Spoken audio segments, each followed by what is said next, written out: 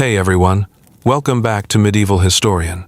Today's video is a brutal one, because we're diving into why life in medieval Scotland was pure misery. Forget bagpipes, misty castles, and romantic Highland tales. We're talking starvation, endless winters, clan violence, back-breaking poverty, and a daily fight just to stay alive. If you've ever had a bad day, this will put things in perspective.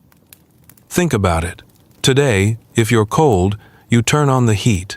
If you're hungry, you open the fridge. If you're sick, you go to the doctor. But in medieval Scotland, the cold seeped into your bones and stayed there. Hunger was constant, medicine was superstition, and even your neighbors could become enemies overnight. There was no safety, no comfort, and no break from the struggle. Every single day was a battle, and not everyone survived. So, before we begin and before you get too comfortable, like the video, subscribe to the channel, and hit the bell so you don't miss the next descent into the past. And tell me in the comments, what city and country are you watching from, and what time is it right now where you are? I'm just a nerd who loves digging into history's darkest corners, and it always blows my mind to see people tuning in from all over the world. You guys make this journey even more amazing. This is why life was pure misery in medieval Scotland. The moment you set foot in medieval Scotland, you're not greeted with warmth or song. You're greeted by wind, cutting, relentless, and heavy with rain that seems to fall sideways more often than down. The landscape is breathtaking in the way a storm-tossed ocean is beautiful, wild, majestic, and dangerous. You might picture rolling green hills and misty highlands, but the reality for those who lived here centuries ago was far from romantic. These lands weren't gentle, they were merciless. Rocky soil made farming a constant uphill battle, and the weather never seemed to cooperate. One bad season, one frost too early or too late, and you were looking at a winter of hunger, perhaps even death. There was no proper welcome for a newborn child either. To be born in medieval Scotland was to enter a world already at war with you. Life expectancy was painfully short, with many never seeing their 5th birthday. Families clung to what little they had, often huddled in small, smoky dwellings made of timber, wattle, and daub, with thatched roofs that leaked and dirt floors that turned to mud. The first breath a child took was likely heavy with smoke from a central hearth, the only source of warmth in the long, punishing winters. The harsh welcome extended beyond the physical environment. The social landscape was equally unforgiving.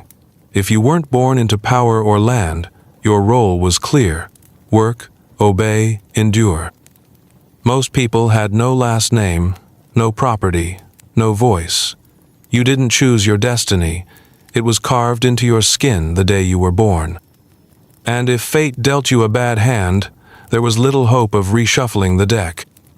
Every morning, you woke up not with dreams, but with duties, tending to animals, hauling water, gathering wood, scraping together enough food for another day. What made it even worse was that danger didn't just come from the skies or the earth. It came from other people. From rival clans ready to raid your village, from lords who demanded taxes you couldn't pay, and from a justice system that looked nothing like justice at all. Hospitality in this land was reserved for allies, and even then, cautiously. For the common folk, life didn't feel like living. It felt like surviving someone else's war every single day. Cold in medieval Scotland wasn't something you waited out. It was something you lived with, something you feared. Unlike today, where warmth is just a dial away or tucked inside a coat, back then, warmth was a rare and fragile thing. The damp, bone-deep chill clung to everything: your clothes, your bedding, your breath. Homes weren't built for comfort, they were built for survival, and even then, barely. Stone and timber walls couldn't keep the wind out, and fires lit in open hearths barely managed to chase the cold to the corners of the room. Smoke filled every crevice, leaving the air choking and thick, yet the warmth never seemed to follow. Clothing was layered from what scraps were available: wool if you were lucky, rough linen or leather if you weren't. Nothing was waterproof. Once soaked, garments stayed wet for days, sometimes freezing on the line or on your back. Sleeping meant curling up beside others, often with animals close for shared heat. Personal space didn't exist. Privacy was a luxury no one could afford. The cold turned every movement into effort, every morning into resistance. Even simple acts like washing became punishments when the water stung like needles and your fingers numbed before you finished. What truly made the cold unbearable was its constancy. It wasn't just winter. The chill lingered through spring and crept into autumn. Crops grew slow, livestock died off easily, and the body, already worn thin from malnourishment, had no fat or energy to keep warm.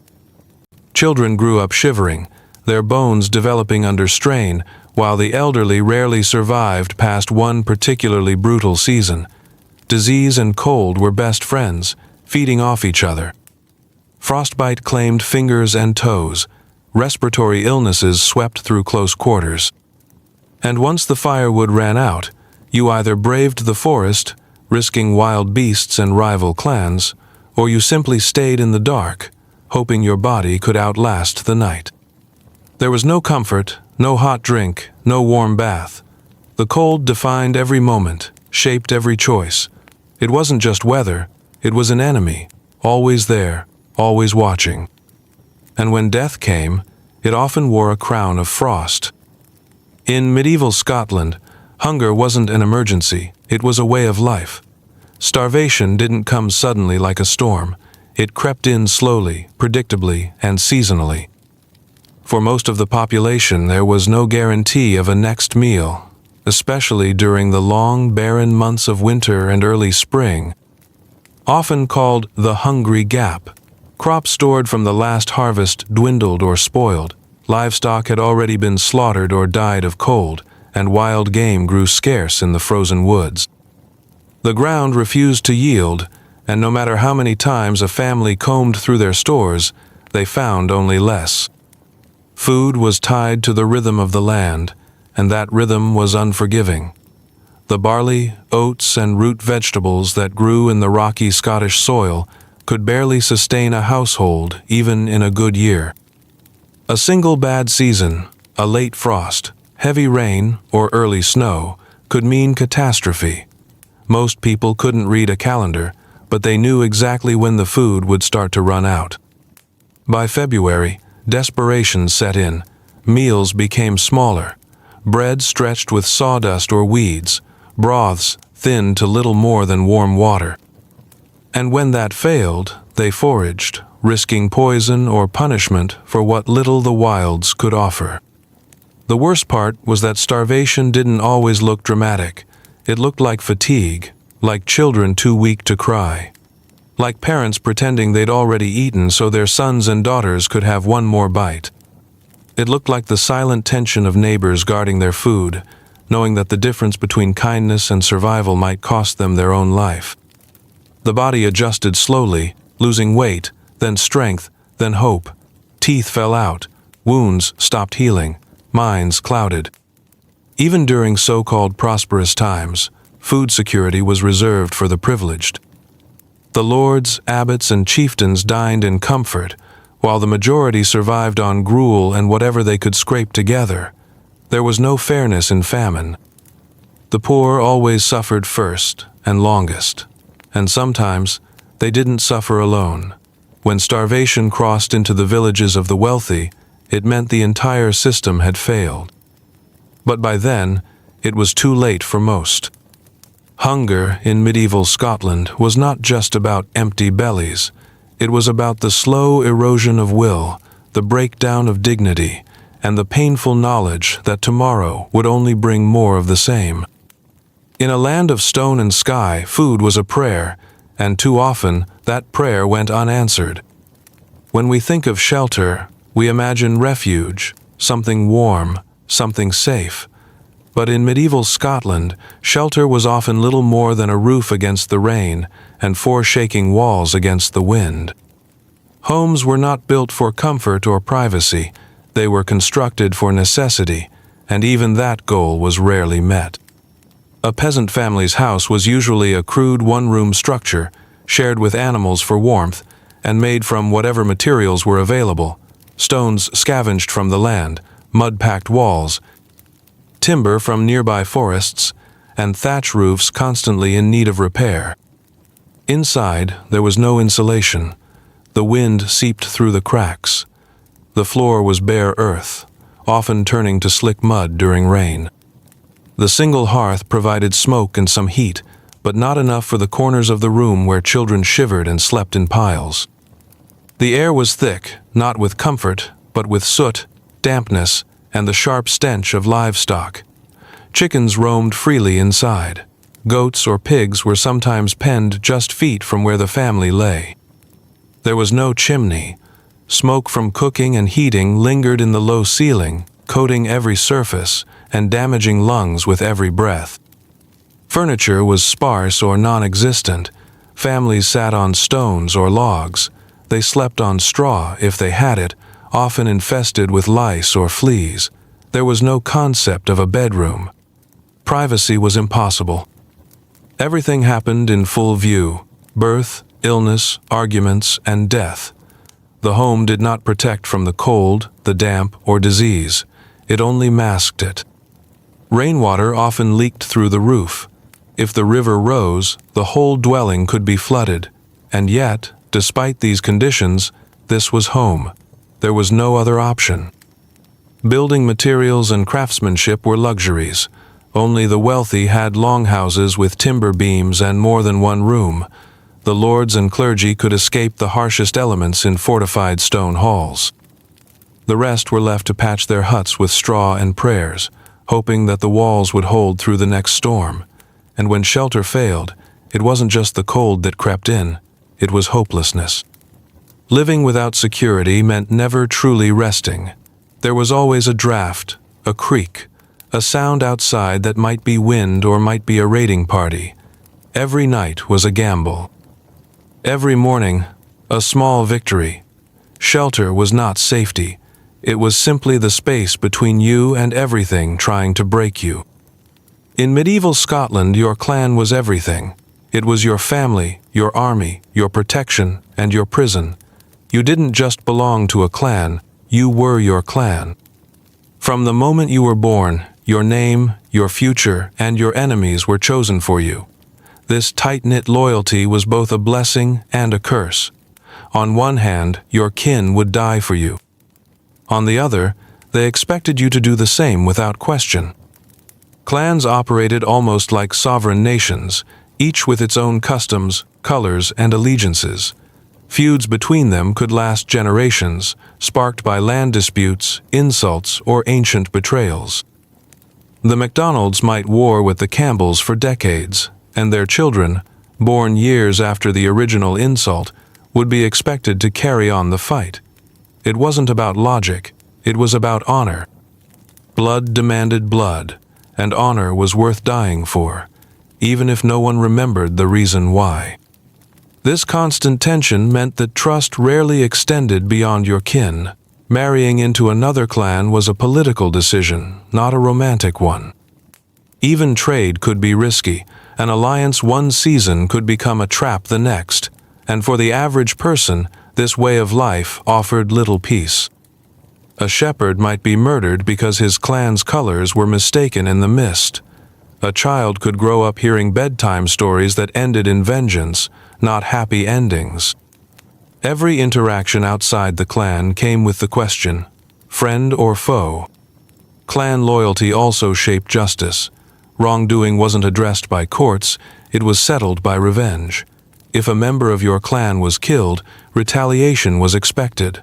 Law became secondary to tradition. The strongest clans held power not through fairness, but through fear.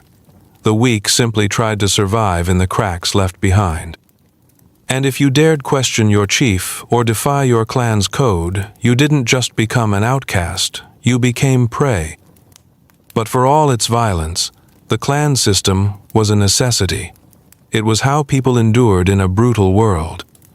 When the government was distant, when the church was selective, and when survival was a group effort, your clan was your only constant. It fed you, protected you, and buried you. If your name was carved on a stone, it was because your clan remembered. If you died alone, it was because your clan had turned its back.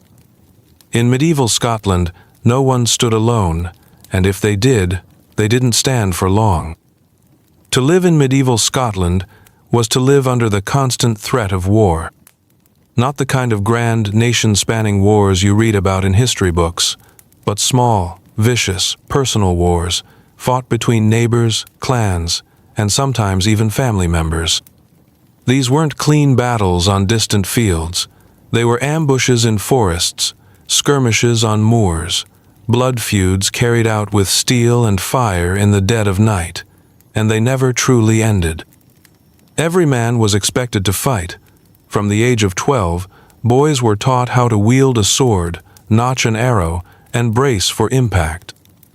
There were no professional soldiers among the peasantry, just farmers who turned into warriors when called.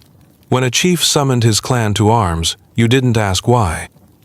You gathered your weapons, kissed your family goodbye, and marched into uncertainty. A missed battle wasn't cowardice, it was betrayal, and betrayal rarely went unpunished. These battles weren't just about territory, they were about pride, survival, and memory. Losing a fight could mean the destruction of your village, the death of your kin, or the loss of vital livestock.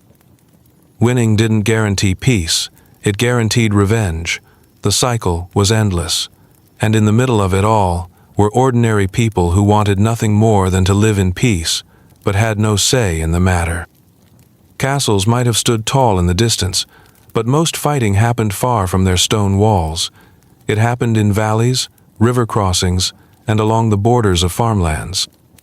You could be walking home with your tools and end up caught in a skirmish.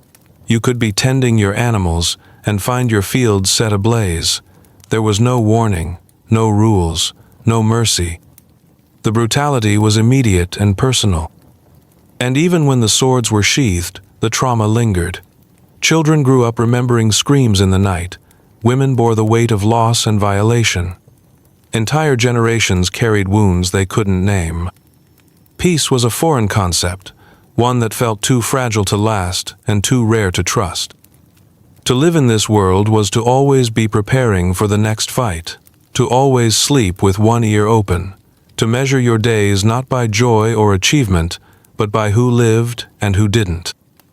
In medieval Scotland, the battlefield wasn't a place you visited, it was the ground beneath your feet, and every step was a reminder that you were never far from war. Family meant survival in medieval Scotland, but it also meant sacrifice. Kinship wasn't just about love or closeness, it was about duty, debt, and obligation. Your life wasn't truly your own. Everything you did, every choice you made, reflected back on your clan and your kin. If a cousin insulted a rival, you bore the consequence. If your uncle broke a truce, you might be the one to pay in blood. Bonds of blood were tight, and that tightness often choked personal freedom. Loyalty to family was expected without hesitation. You were raised to believe that your kin came before your own needs, before friendships, before truth. In a time when external threats were constant, from rival clans to hunger to harsh winters, standing together was not a virtue, but a necessity, and yet that unity came at a cost. Disputes within families were rarely aired publicly. Shame was hidden. Abuse, injustice, or resentment were swallowed for the sake of keeping the family intact. To speak out against your own was to invite shame or even exile. Women especially bore the brunt of kinship's price. Daughters were often bartered as strategic marriages, alliances forged through their bodies rather than their will. If a father arranged a union with a neighboring clan, the daughter had no voice in the matter. Her worth was measured in what she could bring to the family's standing, land, livestock, political ties, not in who she loved or what she wanted. If that marriage turned abusive, it didn't matter. She was expected to endure for the sake of kin. Men were not spared either. Sons were often pushed into conflicts not of their making, required to defend the clan's honor with their own blood. A young man might dream of peace, of farming, or of raising a quiet family, but when the clan called, he answered. To refuse was to be labeled a coward, a disgrace, or worse, a traitor. And in a culture where identity and survival were deeply intertwined with family legacy, few dared to walk away from that burden. Even death did not end the cost of kinship. Feuds passed from father to son, debts inherited long after the original insult had faded into myth. A man might die for something his grandfather had done, without ever knowing the reason why. It was an unbreakable chain, one forged in history, hardened by pride and sharpened by need. Kinship in medieval Scotland could protect you, lift you up, or help you survive. But it could just as easily use you, crush you, or throw you into a battle you didn't choose. It was a bond that bound tight, and sometimes too tight to breathe. To be a woman in medieval Scotland was to live with limited choices and relentless expectations. From the moment she was born, a girl's path was carved for her by tradition, necessity, and the rigid rules of a male-dominated society. Her value lay in her ability to serve her family, her husband, her clan. Her body was not her own, but a vessel for alliance and legacy. Her voice, if raised too loud, was often met with silence or scorn.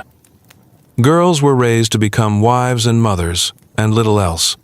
Education was reserved for the elite, and even then, it rarely extended beyond religious instruction or basic domestic training. A woman was expected to be obedient, modest, and hard-working. She milked cows, churned butter, wove cloth, tended the hearth, raised children, and carried burdens, literal and emotional. And when her husband went off to battle or died in a feud, she became the head of the household, often with no rights, no protection, and no help. Marriage was rarely about love. Women were married off young, sometimes as early as 12 or 13, often to older men chosen by their fathers. These unions were contracts between families, sealed with dowries and livestock, not affection. Consent was not part of the process. Once married, a woman belonged to her husband. Her will was absorbed into his. Her fate was tied to his name, his decisions, his fortunes, or his failures. And yet, despite these suffocating roles, women bore the weight of the community. When men were at war, women kept the home alive. They planted crops, defended their children, negotiated with neighbors, and made impossible choices with what little they had. In the face of grief, famine, and violence, they endured. They carried the trauma of lost children, of stillbirths, of hunger and cold. They carried stories that were never written down, and strength that was rarely acknowledged. Widows were often vulnerable, left with nothing when their husbands died. Property and land went to sons or male relatives. Some widows turned to begging, others to remarriage, sometimes forced, sometimes strategic. A woman without a man was seen not just as incomplete, but as exposed, unprotected. And those who defied societal norms, women who refused marriage, spoke too freely, or practiced healing outside the church's sanction, risked being labeled witches, cast out, or worse. Yet still, women found ways to resist. Through whispered songs, hidden friendships, quiet defiance, and fierce maternal strength, they left their mark. They raised warriors, protected kin, and held together homes built on nothing but dirt and fire. In a world that offered them so little, they gave everything. In medieval Scotland, childhood was not a protected phase of life. It was a countdown to labor, and for many, to death. A child born into a peasant household entered the world already behind, already burdened by hardship, and already exposed to the brutal conditions of poverty, cold, and hunger. There were no cribs or lullabies, just dirt floors, thin blankets, and the smell of smoke and livestock. The infant mortality rate was devastatingly high, with many children never seeing their second birthday. Illness, malnutrition, exposure, or simple accidents in an environment full of hazards could snuff out life before it had even begun. If a child survived those early years, they were expected to contribute as soon as their body could bear weight.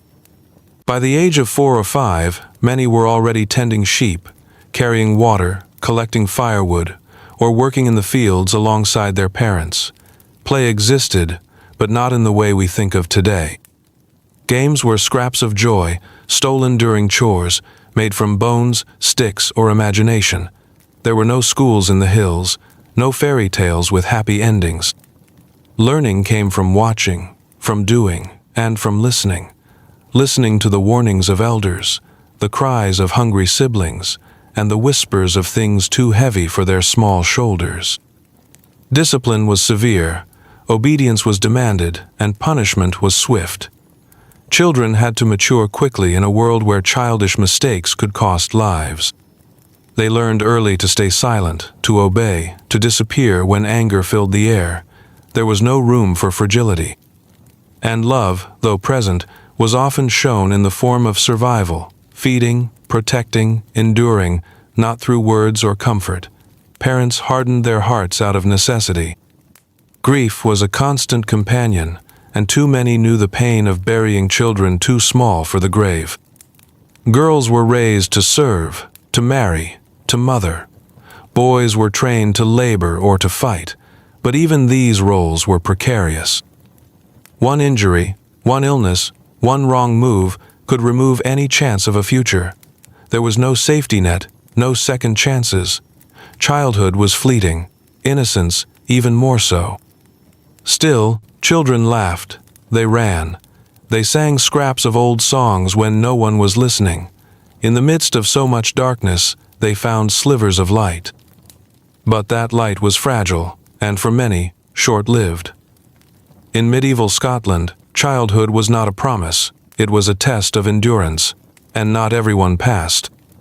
In a land where food was always uncertain and labor never-ending, survival often came down to a brutal choice: work yourself to the bone for scraps, or risk everything and steal what you couldn't earn.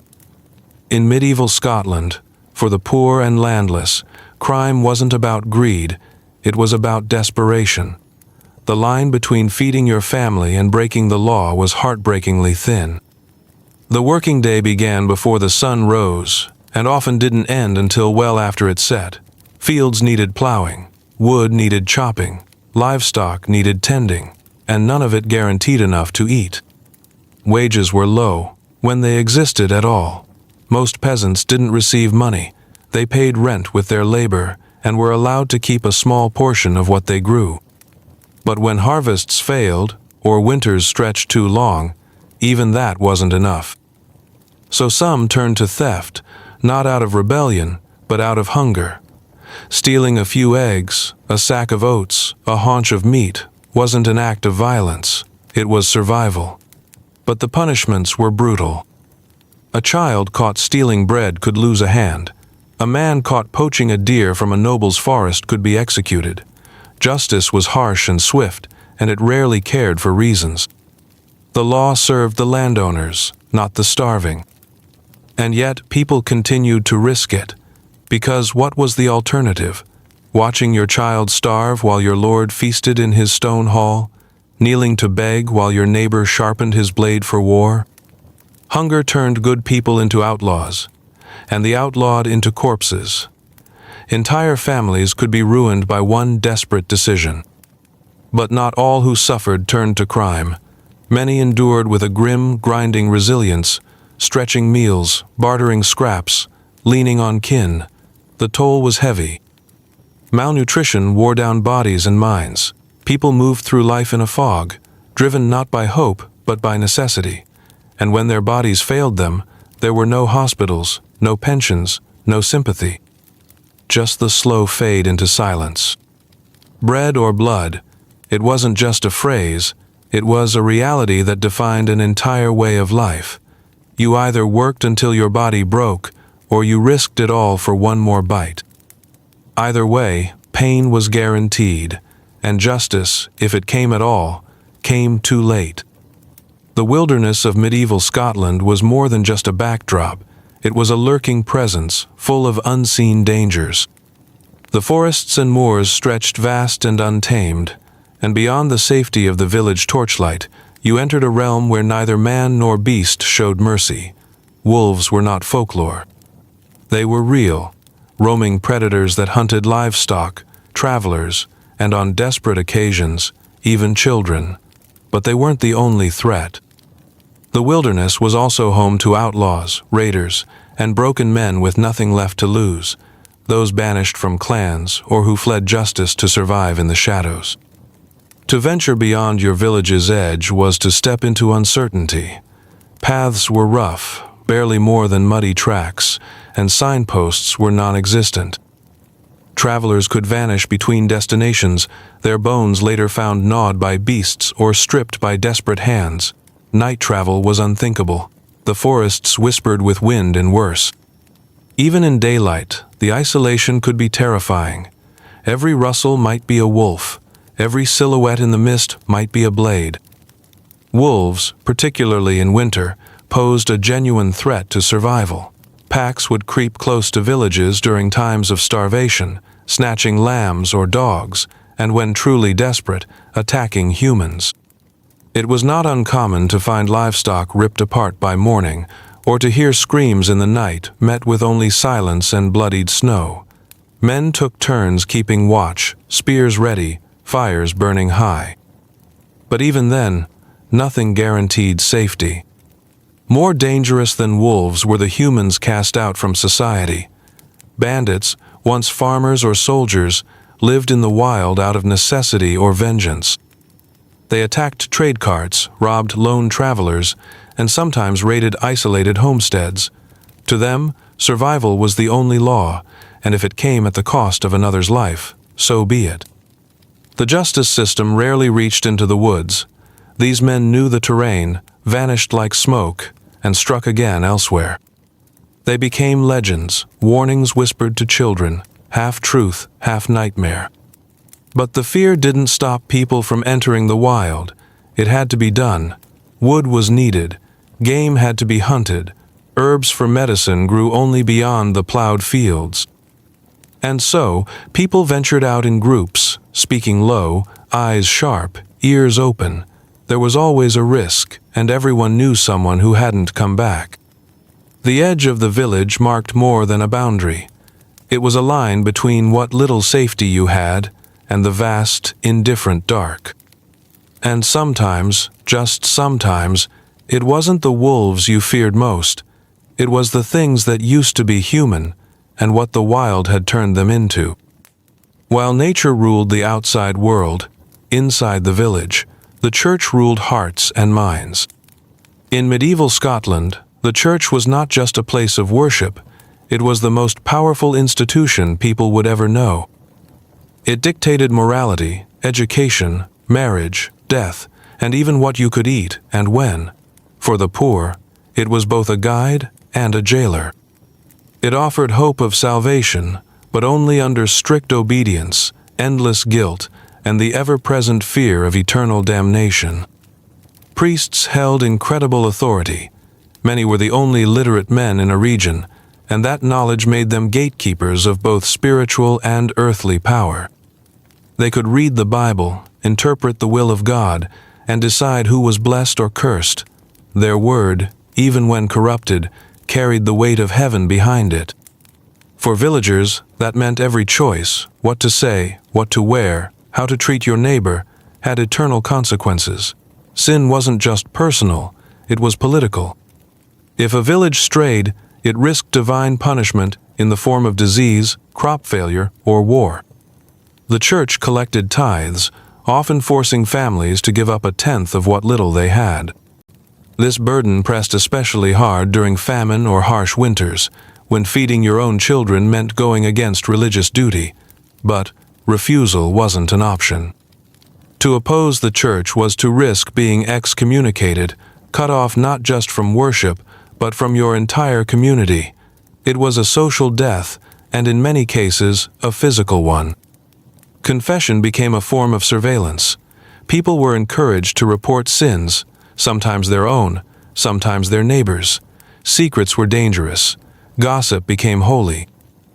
And while the church did provide charity at times, feeding the hungry, burying the dead, caring for the ill, it always came with strings. The message was clear: suffer now, obey always, and you might be rewarded after death. But the church's grip wasn't only spiritual, it was deeply political. Local lords aligned with bishops, and religious leaders often acted more like feudal lords than servants of God. They controlled land, collected wealth, and sometimes even led armies. And if a priest chose to turn a blind eye to injustice or participate in it, there was little recourse. Most people couldn't read the Bible for themselves. They had to trust what they were told, and often what they were told served the powerful more than the pious. Still, despite this control, the people clung to their faith. It gave structure, meaning, and some comfort in a world that otherwise offered very little, but that comfort came with chains. In medieval Scotland, to be devout was to live in fear of sin, to obey without question, and to believe that your suffering was part of a divine plan you were never meant to understand. In a world where science had no place and hardship had no clear explanation, superstition thrived like wildfire. Medieval Scotland was soaked in fear, not just of enemies or the cold, but of the unseen, the cursed, the inexplicable. When crops failed, people didn't blame the soil, they blamed a neighbor. When a child fell ill or livestock died overnight, it wasn't coincidence, it was witchcraft. And so began one of the darkest stains on Scottish history, the suspicion, torture, and execution of those accused of consorting with evil.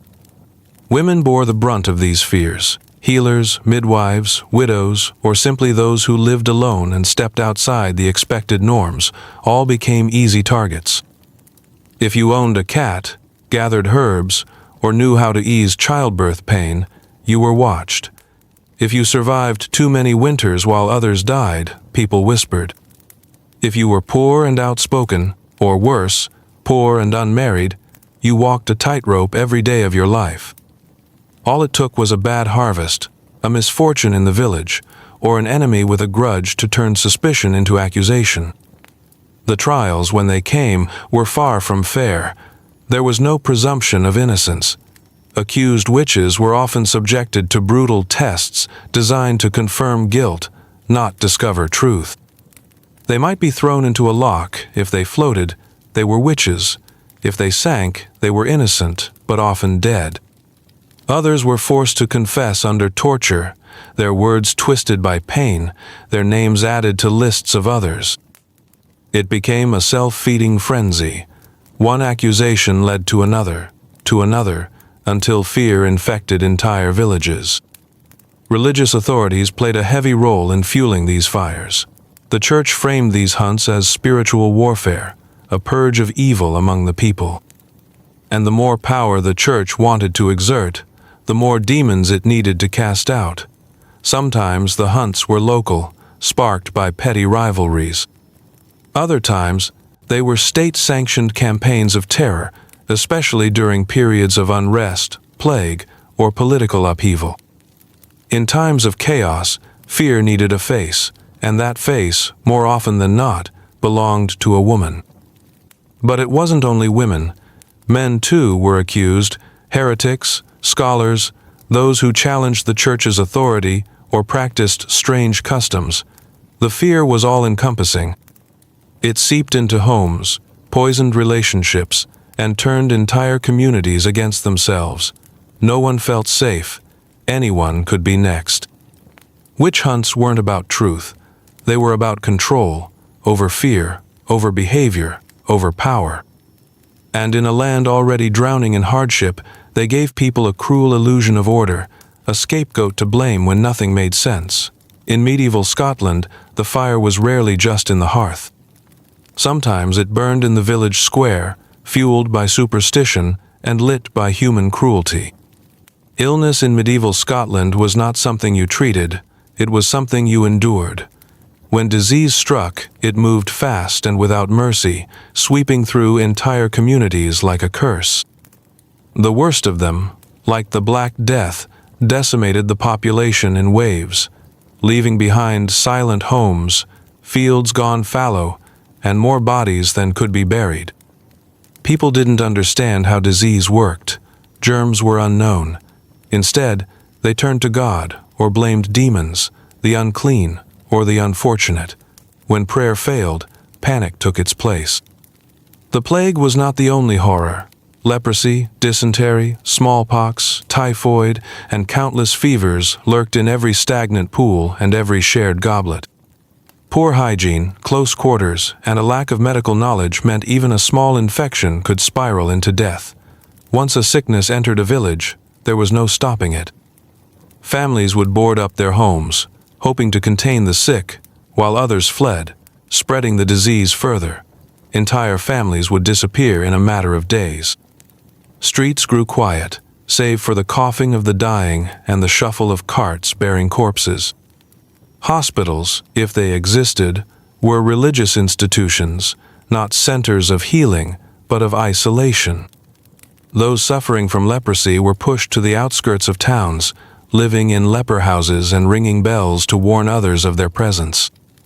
Treatments were primitive at best: bloodletting, herbal concoctions, charms, and desperate prayers. Most people relied on folk remedies passed down from elders, combining superstition with tradition. There were no cures, only hope. Plagues weren't just biological disasters, they were social and spiritual crises. People turned against each other in fear. Some blamed the poor, the foreign, or the accused witches. Others believed the plagues were punishments for sin.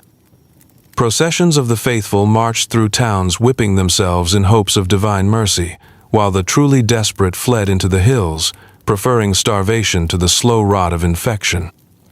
For those who survived, the trauma lingered. Orphaned children, deserted villages, mass graves, these were the marks of pestilence, carved deep into Scotland's memory. The land itself seemed changed. Once thriving communities became ghost towns. Trade slowed, trust broke down. And the church, already wielding enormous influence, tightened its grip further as people sought meaning in their suffering. In medieval Scotland, disease was not a temporary crisis. It was a shadow that never fully disappeared, returning every few decades to remind the people how fragile life truly was. And through it all, they prayed, not always because they believed it would work, but because there was nothing else left to do. In medieval Scotland, falling ill wasn't just dangerous, it was often a death sentence. There were no trained physicians in most villages, no pharmacies, and certainly no hospitals in the way we understand them today. If you got sick, your only options were home remedies, prayers, or the help of a local healer, usually a woman armed with knowledge passed down through generations, often at risk of being labeled a witch. And if that healer wasn't available, your recovery depended entirely on chance and the mercy of your own body. The lack of medical understanding was staggering. Most people believed illness was caused by imbalances of the four humors: blood, phlegm, black bile, and yellow bile, or was sent as divine punishment for sin. The treatment? Bleed the patient. Purge them. Burn herbs. Whisper prayers. Chant psalms. Sometimes, an illness might improve on its own, and the ritual would be praised as divine intervention. More often, the patient simply faded. For many, suffering wasn't just part of life, it was expected. Wounds fared no better. A minor cut could become infected, and with no antiseptics or antibiotics, infection spread fast. A broken bone was either left to heal incorrectly or worsened by crude attempts at setting it. A deep gash might mean amputation, done with a saw, no anesthesia, and a strong arm to hold you down. If you survived the pain, you still had to survive the fever and blood loss. Most ailments were treated at home. If you had a fever, you'd be wrapped in wool and sweat through it. If you coughed blood, you'd be fed broth and whispered prayers. Women administered healing herbs, poultices, and infusions: lavender for calming, yarrow for wounds, willow bark for pain. But these treatments were imprecise and highly dependent on what's available in the local terrain. Some helped, some didn't, and some made things worse. Church leaders often advised patients to confess their sins and prepare for death rather than waste effort on healing. The idea of preventing illness through cleanliness or quarantine was rare and misunderstood. What little medical knowledge existed was concentrated in monasteries, and even there, it was more spiritual than scientific. Wealthy nobles might afford treatment from surgeons trained in outdated Greek and Roman texts, but even they weren't guaranteed success. Leeches, charms, tree panning, these were all real practices, and they often harmed more than helped. To be sick in medieval Scotland meant to suffer in silence, wrapped in cloth, sweating beside a smoky fire, hoping that today wasn't the day you slipped into unconsciousness and never woke up. And as your family watched helplessly, they'd do the only thing they could: wait and pray. Tooth pain today is unpleasant. In medieval Scotland, it was unbearable and often deadly. Dental hygiene was non-existent. People didn't brush their teeth. There were no dentists, no fluoride, no antiseptics. Diets were rough on the mouth, grain-heavy, lacking in nutrients, and full of coarse bread that wore down enamel over time. Rot came early. Children as young as 10 could already be losing teeth, and by middle age, mouths were often riddled with infection, decay, and pain. The suffering was constant and unrelenting. An aching tooth might keep someone up for weeks. Swollen gums could spread infection into the jaw, the neck, and eventually into the bloodstream, causing fevers that killed without warning. People described their heads burning from the inside, or feeling as if worms chewed behind the eyes. And without treatment, they were often right. Abscesses and rot turned teeth into ticking time bombs. Jawbone infections, now easily treated with antibiotics, often resulted in a slow and excruciating death. Treatment, if attempted, was terrifying. There were no tools built for gentleness, only for force. Teeth were pulled with crude iron pincers, often heated over fire or coated in wine to cleanse the area. There was no anesthesia, only alcohol or a stick to bite. Screams could be heard across entire villages, and many fainted from the agony alone.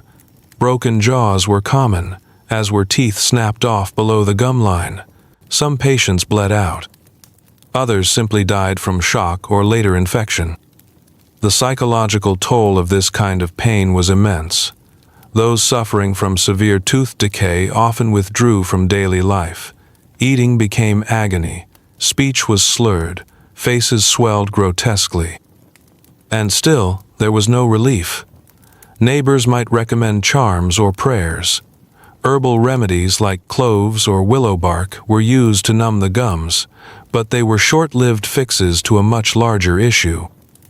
The church sometimes attributed extreme dental pain to divine punishment, another suffering to be endured as part of penance.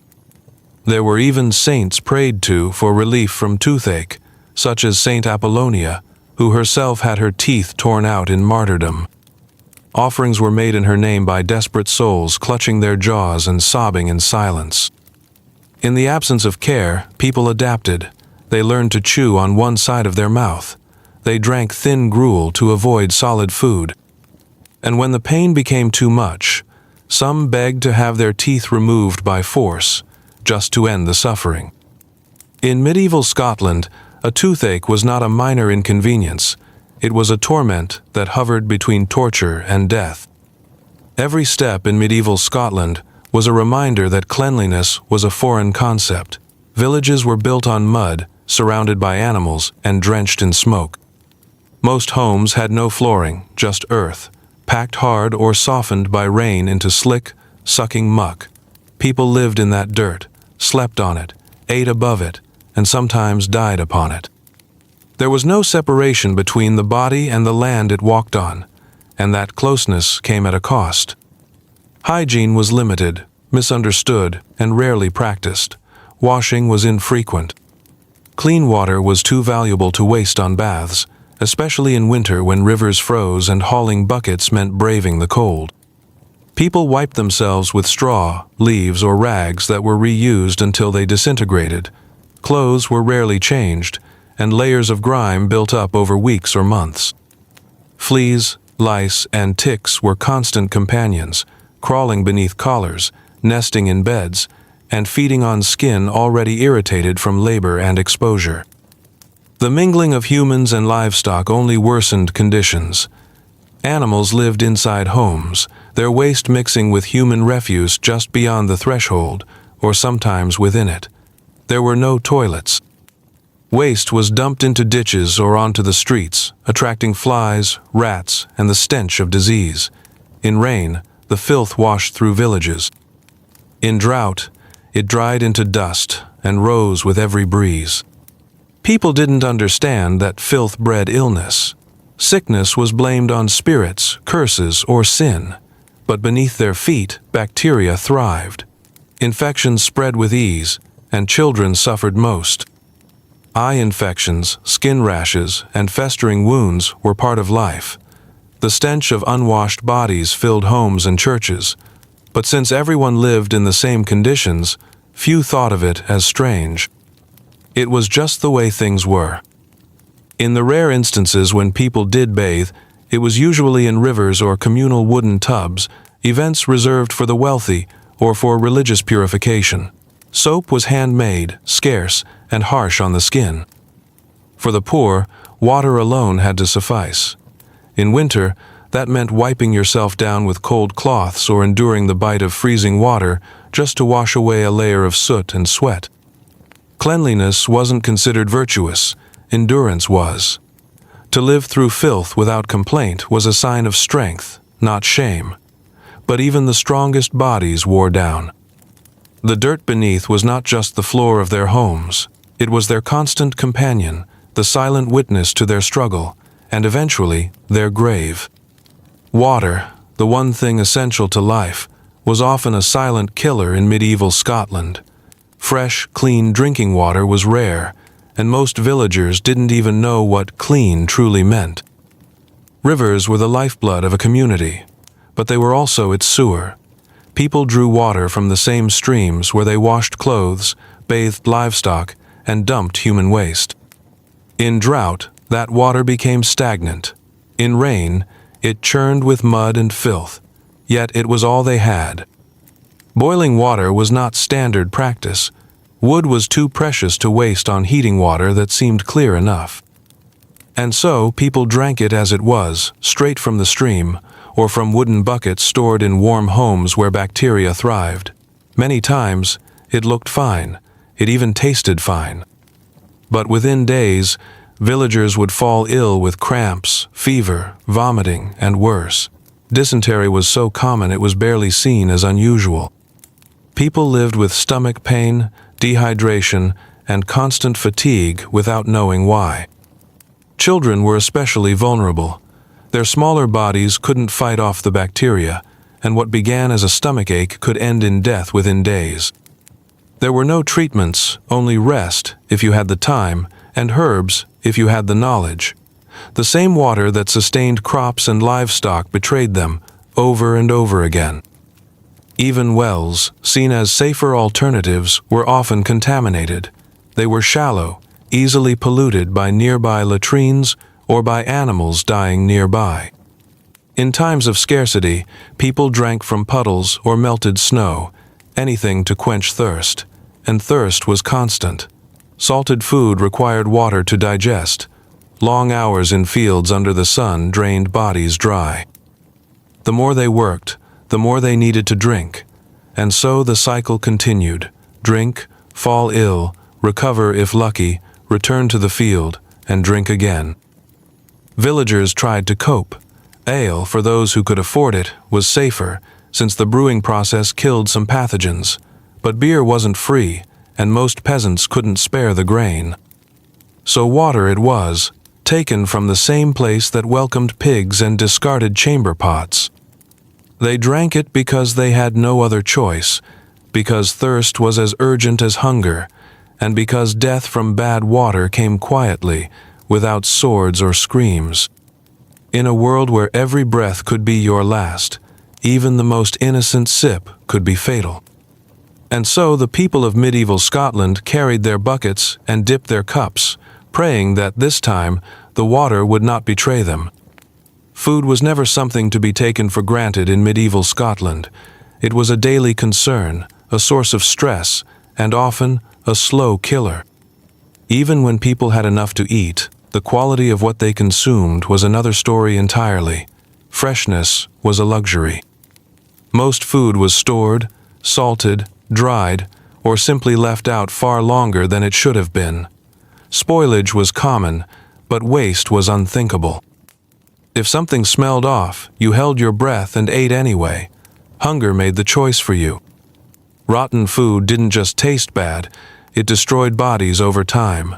Moldy bread, sour porridge, and meat crawling with parasites all contributed to a population constantly battling internal decay. There were no regulations, no expiration dates, and no refrigeration. Food was stored in cellars that were often damp, full of vermin, or exposed to the elements. Rats thrived in grain sacks. Maggots found their way into salted meats. And still, families fed what they could to their children, whispering prayers that this time it wouldn't make them sick. Meat, when available, was a double-edged sword. It was rare enough to feel like a treasure, but preservation methods were crude. Salted beef, smoked fish, and dried pork were all staples, but when improperly cured, they became dangerous. Infections like trichinosis and food poisoning were poorly understood and commonly fatal.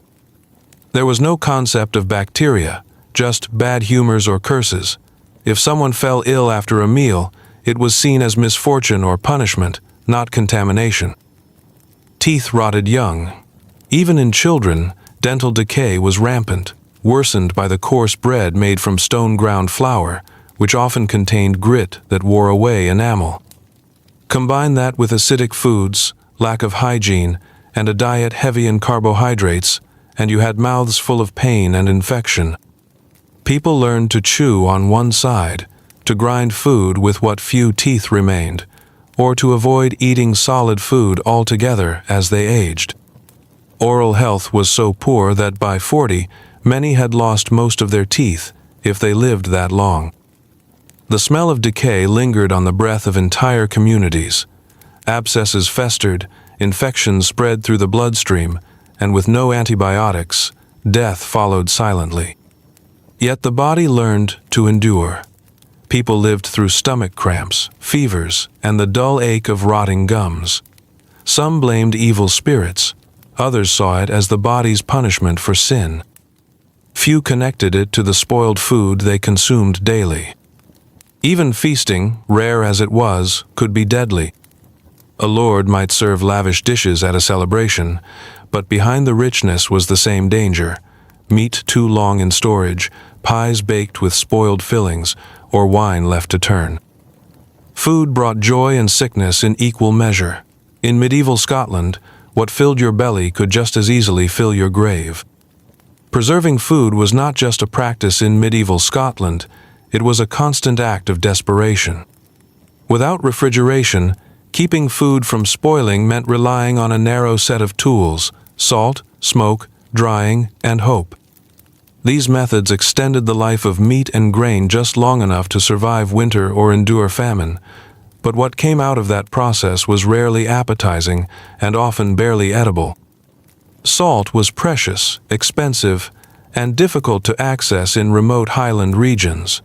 It was imported or harvested with great effort from coastal areas, and it was often hoarded by lords and monasteries.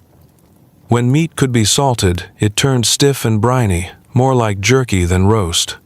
Peasants chewed through sinew and fat with tired jaws and worn teeth, knowing it might be the only protein they'd taste that month. And if the salting failed, the meat spoiled anyway, despite the effort. Drying was another staple method.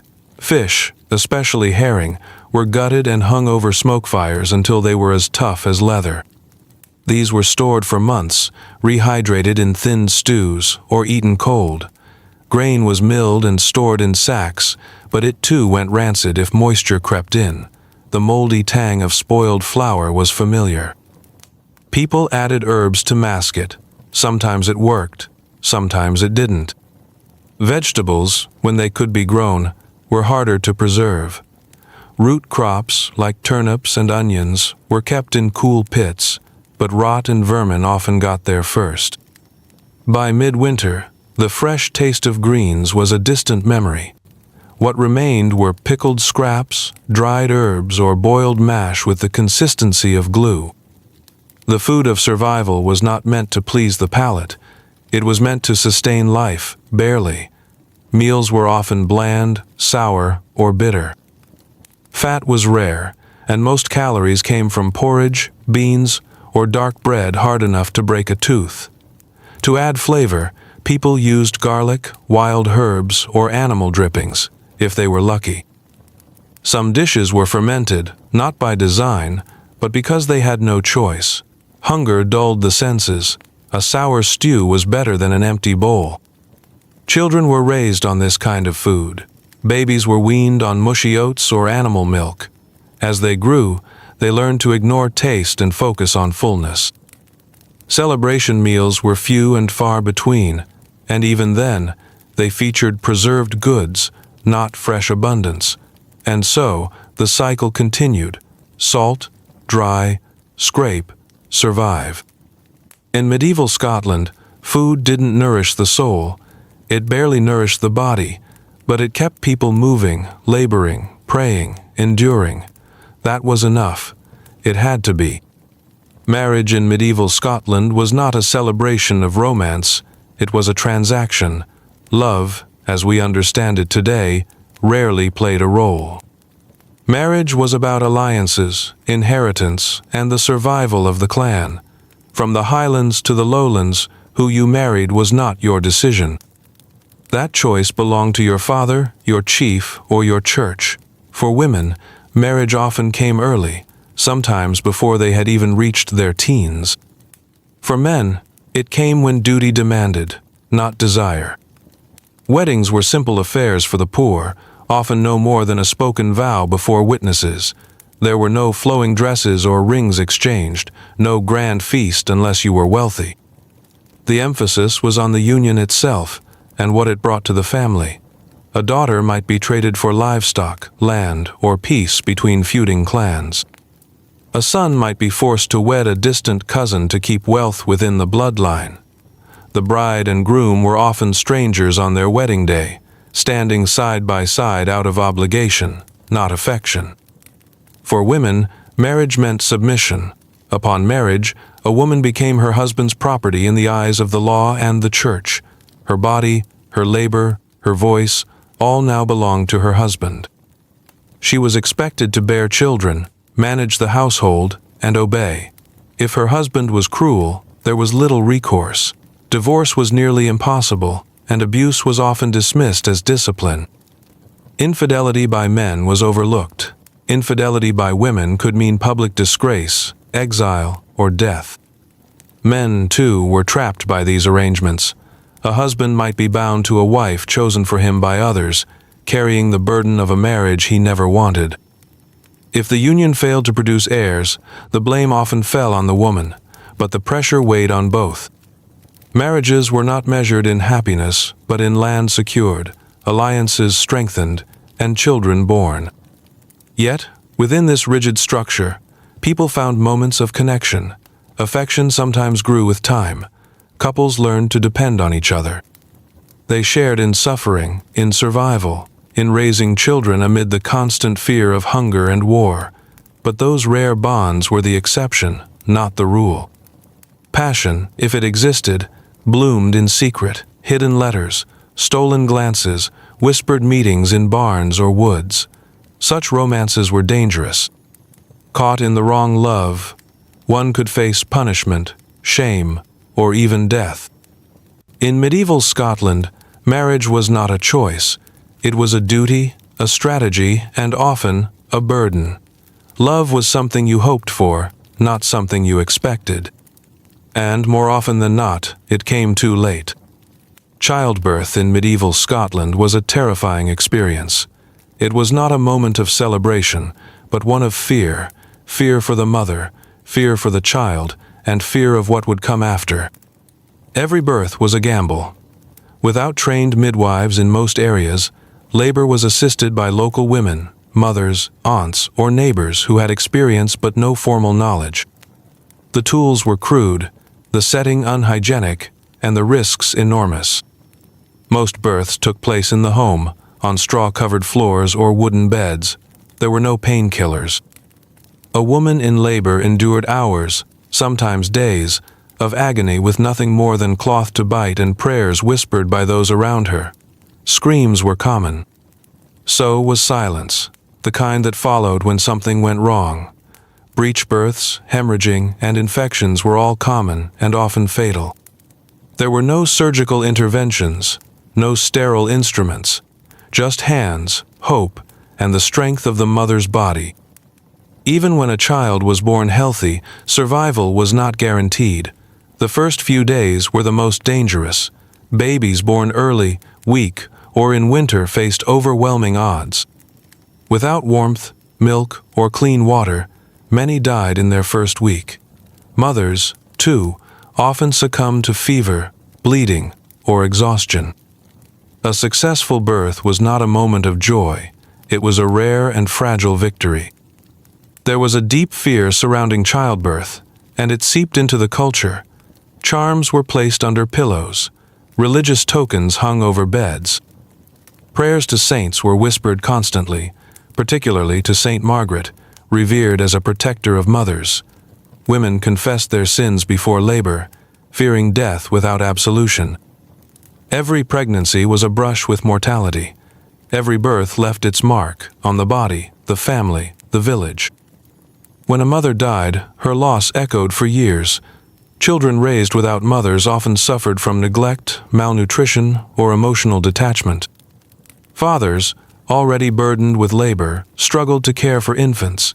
In some cases, babies were sent to wet nurses if available, but such help was rare and often costly. Some infants were simply left to fate. Despite the danger, women continued to give birth, again and again, often until their bodies gave out. It was expected, it was demanded. Their deaths were mourned, but not prevented. And when their names were spoken, it was usually in quiet gratitude for the children they left behind. In medieval Scotland, childbirth was not a new beginning.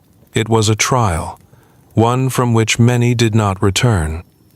In medieval Scotland, to lose your place within a family, through death, abandonment, or disgrace, was to fall off the edge of survival itself. Widows, orphans, and outcasts were left to navigate a world that offered no mercy to those without protection. The death of a husband could mean the unraveling of a woman's entire existence. Property laws favored men.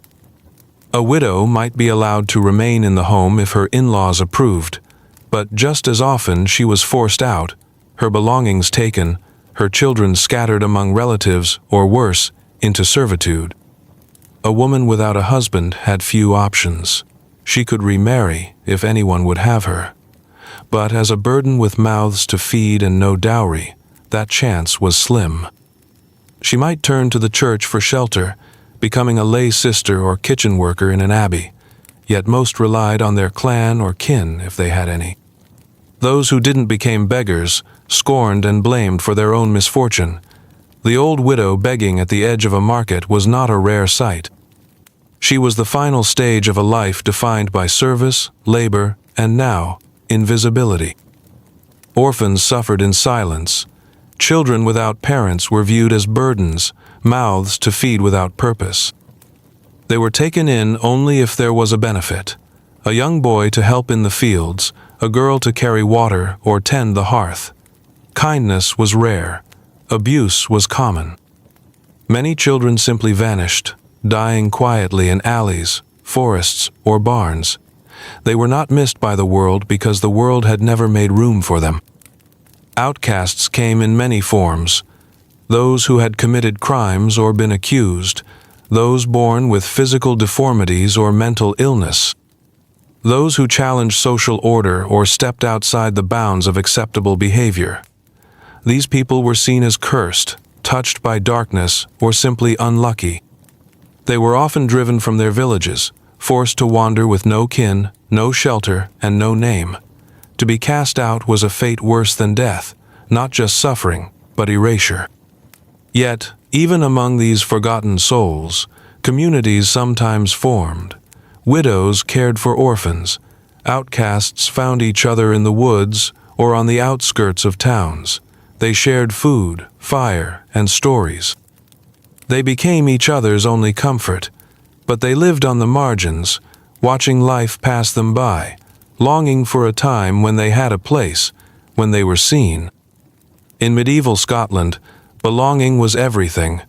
Without it, you were nothing, and once lost, it was rarely regained. The poor in medieval Scotland were not just impoverished, they were voiceless. Their stories went unwritten, their names unrecorded, their pain unseen by history's grand narratives. We read of kings and knights, of saints and warriors, but rarely of the bent-backed laborer who died in the fields, or the mother who fed her child the last crust of bread and went to sleep hungry. Their silence was not because they had nothing to say, it was because no one listened. The poor made up the vast majority of the population. They built the homes, tilled the land, cooked the food, and raised the children of every generation. Yet their value was measured only in what they could produce. If they were too old, too young, or too sick to work, they became invisible, a burden. Their needs didn't factor into decisions made by chiefs or clergy. Their suffering was expected, almost accepted, as part of life's natural order. These people rarely spoke out. To do so invited punishment, exile, or worse. Complaints could be taken as rebellion. Asking for more could be seen as theft, and so they endured. They learned to hide pain behind quiet eyes, to speak in low voices, to swallow frustration. Resistance, when it came, was subtle, a stolen loaf, a whispered prayer, a moment of stillness after hours of relentless labor. There were no portraits painted of them, no songs sung in their honor. The poor lived and died beneath the notice of those in power, buried in unmarked graves, their lives remembered only by those who suffered beside them, and yet they were the backbone of society. Without them, nothing would have functioned, but their silence became a kind of erasure. History did not forget them, it never saw them to begin with. What they left behind were traces, worn tools, broken pottery, smudged notes in church ledgers. We piece together their stories through fragments and ruins. A child's shoe found near an abandoned cottage. A weaving comb buried beneath centuries of soil, and sometimes nothing at all. To be poor in medieval Scotland was to be born into a world that demanded everything and offered nothing in return. Yet they carried on. They raised children. They built homes. They survived, barely, but fiercely. And in their silence, they told the greatest truth of all, that the hardest lives leave the fewest words, but the deepest marks. In medieval Scotland, a single coin could change everything. For the poor, money was so scarce it might as well have been myth. Most transactions weren't done in currency, but in barter, labor for food, wool for firewood, eggs for cloth. But when a silver penny did pass into your hand, it held the weight of survival. With it, you might buy enough bread to last the week. Without it, you might go to bed hungry for the third night in a row. Money meant more than comfort. It meant choice. With a coin, you could avoid the humiliation of begging or stealing. You could pay off a tax collector who had come too early or too often. You could bribe a guard to look the other way or secure a safer place on a trading route.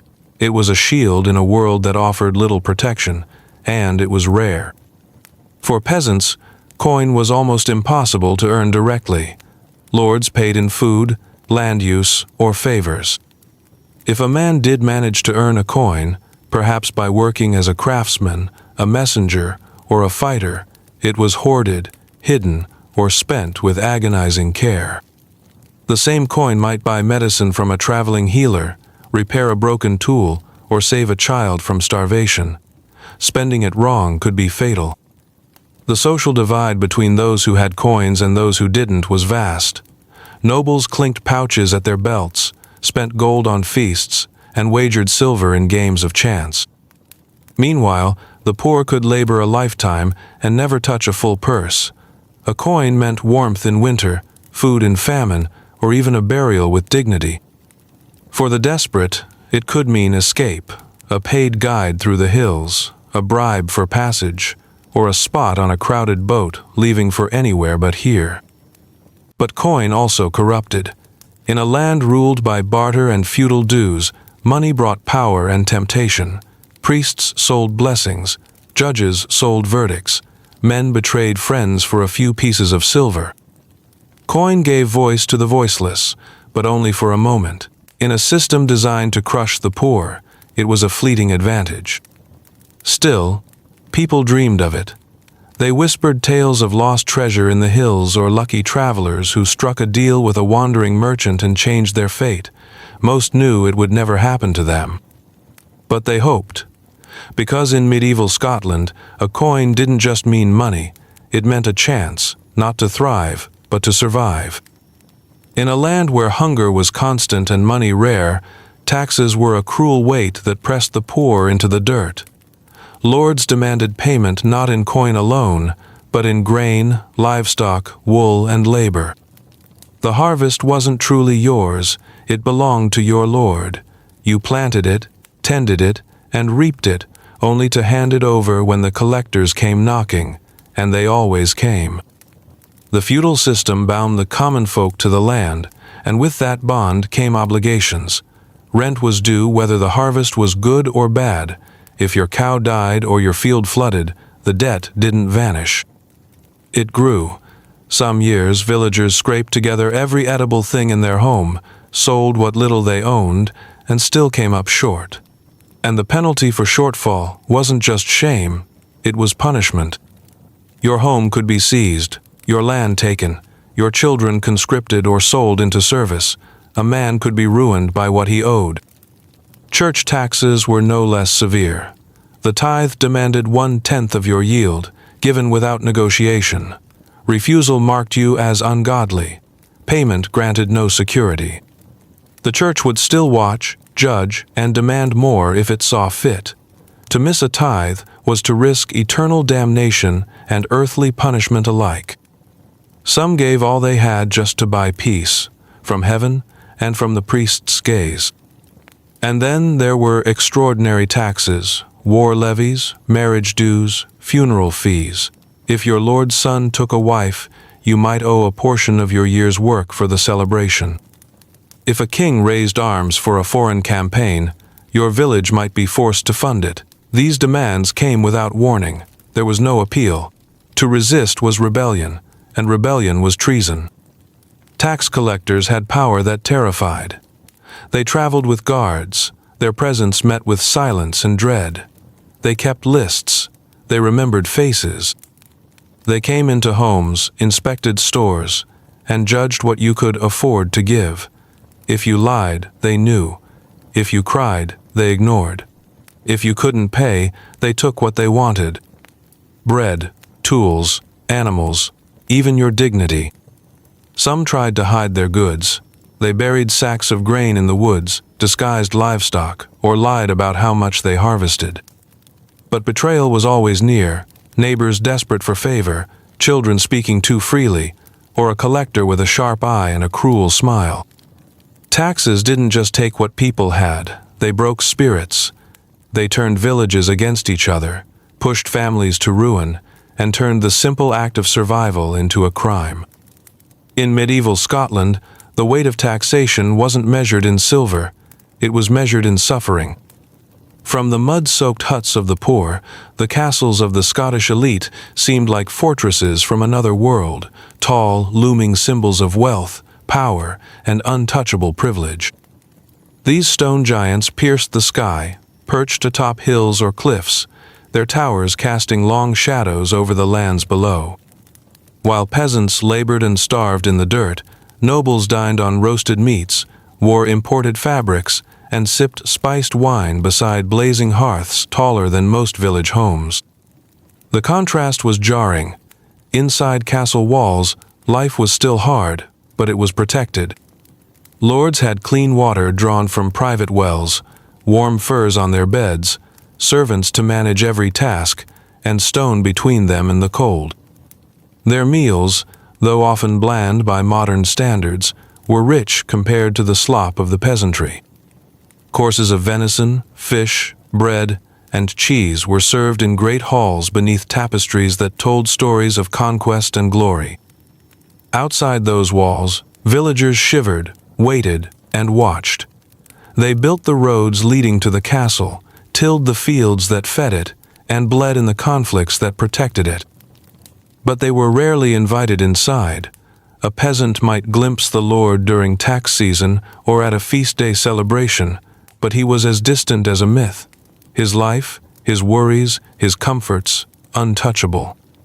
And yet, the castle wasn't just a home, it was a fortress, built for defense, not luxury.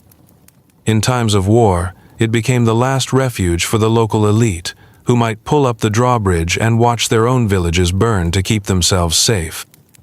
The walls that protected them became a barrier between classes, a reminder that survival meant very different things depending on where you were born.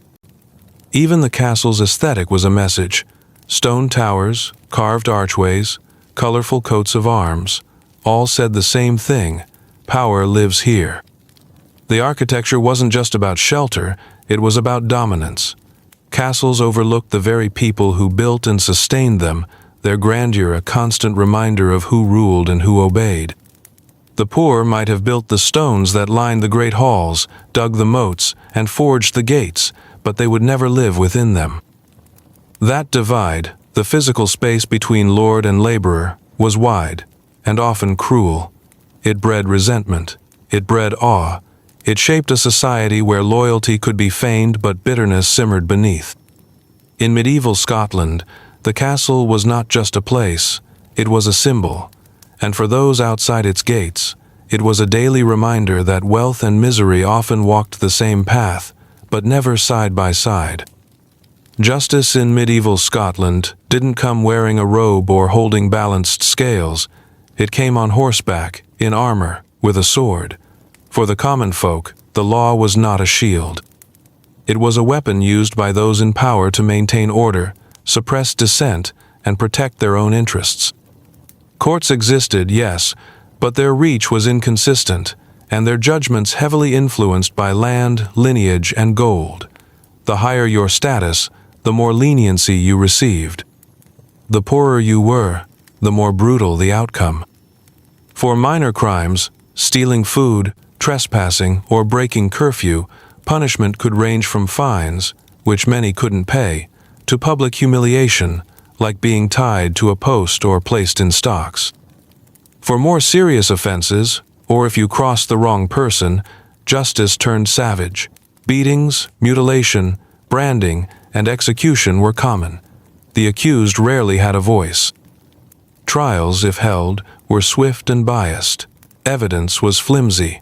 Confessions could be forced, and often the outcome had been decided long before the hearing began. Lords held legal authority over their lands, and that power was vast. A man could be judged and hanged on a tree outside his own village by order of the local laird. Peasants feared these hanging trees as much as they feared hunger. They were reminders that the law didn't protect them, it watched them. Trial by ordeal was still practiced in some areas, walking barefoot across hot stones, retrieving an item from boiling water, or fighting in single combat. Surviving was seen as divine proof of innocence. The logic was grim. If you were pure, God would protect you. If you suffered or died, your guilt was confirmed. These trials turned justice into a test of faith, not fact. Disputes between clans rarely went through legal channels. They were settled with blood. A murder was avenged, not tried.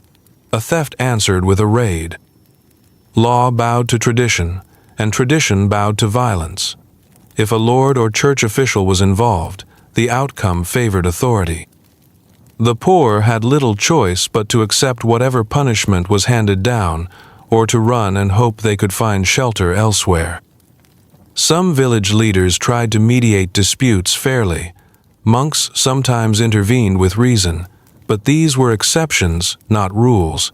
The system was built to keep order, not to deliver fairness. In medieval Scotland, justice was not about truth, it was about control. It wasn't measured in fairness, but in fear. And often, the only law that mattered was the one carried in the sheath at a noble's side. In medieval Scotland, most people didn't own the land they worked, they belonged to it. This wasn't just a poetic idea. It was a legal and social reality for countless peasants, especially those bound by the system of serfdom. Serfs weren't slaves in the technical sense, but their freedom was little more than an illusion. They could not leave the land without permission, could not refuse their lord's demands, and inherited their status at birth. To be born a serf was to be born tethered to soil that was never yours, to work a life you could never change. The land dictated everything. It decided what you ate, how much you labored, and what kind of shelter you had. If it was rocky and barren, so was your table. If it flooded or froze, so did your future. And yet, you were expected to cultivate it as if it were sacred.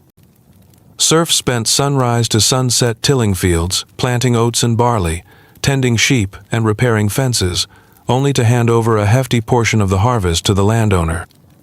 What remained was often too little to feed a family, let alone survive a hard winter. You couldn't leave the land on a whim. Wanting a better life wasn't enough. Permission had to be granted, and it rarely was. If you ran away and were caught, you were dragged back, often punished to make an example. If you stayed away long enough, sometimes a year and a day, you could technically become free, but the road to that freedom was dangerous and uncertain. The law and the church stood firmly on the side of landowners. Marriage, too, was tied to your lord's will. A serf might need approval to wed someone from another estate. Children born of such unions became the property of that estate. Even your love life was determined by soil, boundaries, and signatures you never saw. You were part of the estate's inventory, counted along with livestock and tools. Despite the bleakness, some serfs found small sources of pride. They knew every inch of the land. They passed on techniques to grow hardy crops in brutal weather. They developed deep, inherited knowledge of the seasons, the soil, and the animals, but none of it was truly theirs. When a lord died, the land passed to his heir. When a serf died, the land moved on without pause. To be tied to the land was not just about work, it was about identity, obligation, and permanence. You lived where your father lived, and your children would live there too, not because they wanted to, but because there was nowhere else to go. In medieval Scotland, freedom wasn't taken away with chains, it was never given in the first place. In medieval Scotland, the body was a machine built for movement, endless, exhausting movement. The feet of peasants, tradesmen, children, and even women rarely had rest. Roads were rough, and often nothing more than trampled grass or muddy trails. Boots were luxuries. Most people walked barefoot or in crude shoes made from animal hide, their soles worn thin by rocks, ice, and time. And still, they walked, because they had no other choice. A day's labor began with motion. Before sunrise, people rose in the dark to fetch water, gather wood, stoke fires. Then came the journey to the fields, the hills, or the riverbanks. Some walked miles just to reach the land they worked. Herds had to be moved, crops had to be tended, goods had to be carried. If you had something to trade, you walked it to market, perhaps 2 villages away. If you needed to pray, you walked to church. If your lord summoned you, you walked to his hall, no matter the weather. There were no carriages for common folk, no horses unless you were lucky enough to borrow one or strong enough to steal one. Everything was done on foot. Travel was slow, tiring, and dangerous. Bandits waited in forests. Wolves stalked the edges of the moors. Injuries were common: twisted ankles, bleeding blisters, broken toes. There was no rest unless you stopped working. and if you stopped working, you stopped eating. Women moved constantly. In addition to helping with farm labor, they fetched water, carried children, scrubbed clothes by hand, and gathered herbs or firewood, often walking long distances with heavy bundles on their backs or heads. Children were no exception. As soon as they could stand, they were moving, following livestock, helping in the fields, running errands for elders. Even old age offered no peace. The elderly walked slowly, painfully, leaning on sticks, still trying to contribute, still trying to keep up. The rhythm of life was set by steps. There were no watches, no clocks, only the sun and the tasks to be completed before it set. Movement was survival. It kept fires lit, mouths fed, roofs repaired. And the fatigue it bred was bone deep. At night, people collapsed onto straw beds, legs throbbing, backs aching, sleep more like surrender than rest. In stories, heroes journeyed for glory. In reality, people journeyed for bread, for firewood, for the smallest comforts. And they walked, day after day, with no end in sight. In medieval Scotland, the feet of the poor told the truth. Calloused, cracked, bleeding, they bore the proof that survival was not just work. It was motion, constant, grinding motion. In medieval Scotland, the beat of war drums wasn't a rare call. It was a rhythm woven into life itself. Clans clashed with such regularity that peace felt more like a pause between storms than a lasting condition. Generations grew up knowing the exact sound of metal against stone, the scent of burning wood, and the heaviness of silence just before an ambush. War wasn't always about territory. Sometimes it was about pride, old insults, or the refusal to kneel. But whatever the reason, it was the poor who paid the blood price. When the drums sounded, be they literal or metaphorical, it meant the men would march. Boys barely of age were handed blades or axes, sometimes only sticks, and expected to fight as if they were warriors. They left behind farms half-planted, homes half-built, families half-fed. The able-bodied disappeared into the hills or glens, bound for skirmishes where the terrain was rough, the weapons crude, and mercy in short supply. Women and children braced for what always came next: retribution. A victory on one side often meant retaliation on the other. Villages were easy targets. Fires swallowed thatched roofs. Crops were trampled, livestock stolen, and those too slow to run faced death, or worse. The scars of battle weren't just left on warriors. They were burned into the earth, into the memories of those who stood and watched everything be taken. War didn't just move through the land, it settled in the bones of the people. Songs were sung not to celebrate heroes, but to mourn brothers and fathers lost to causes they didn't choose.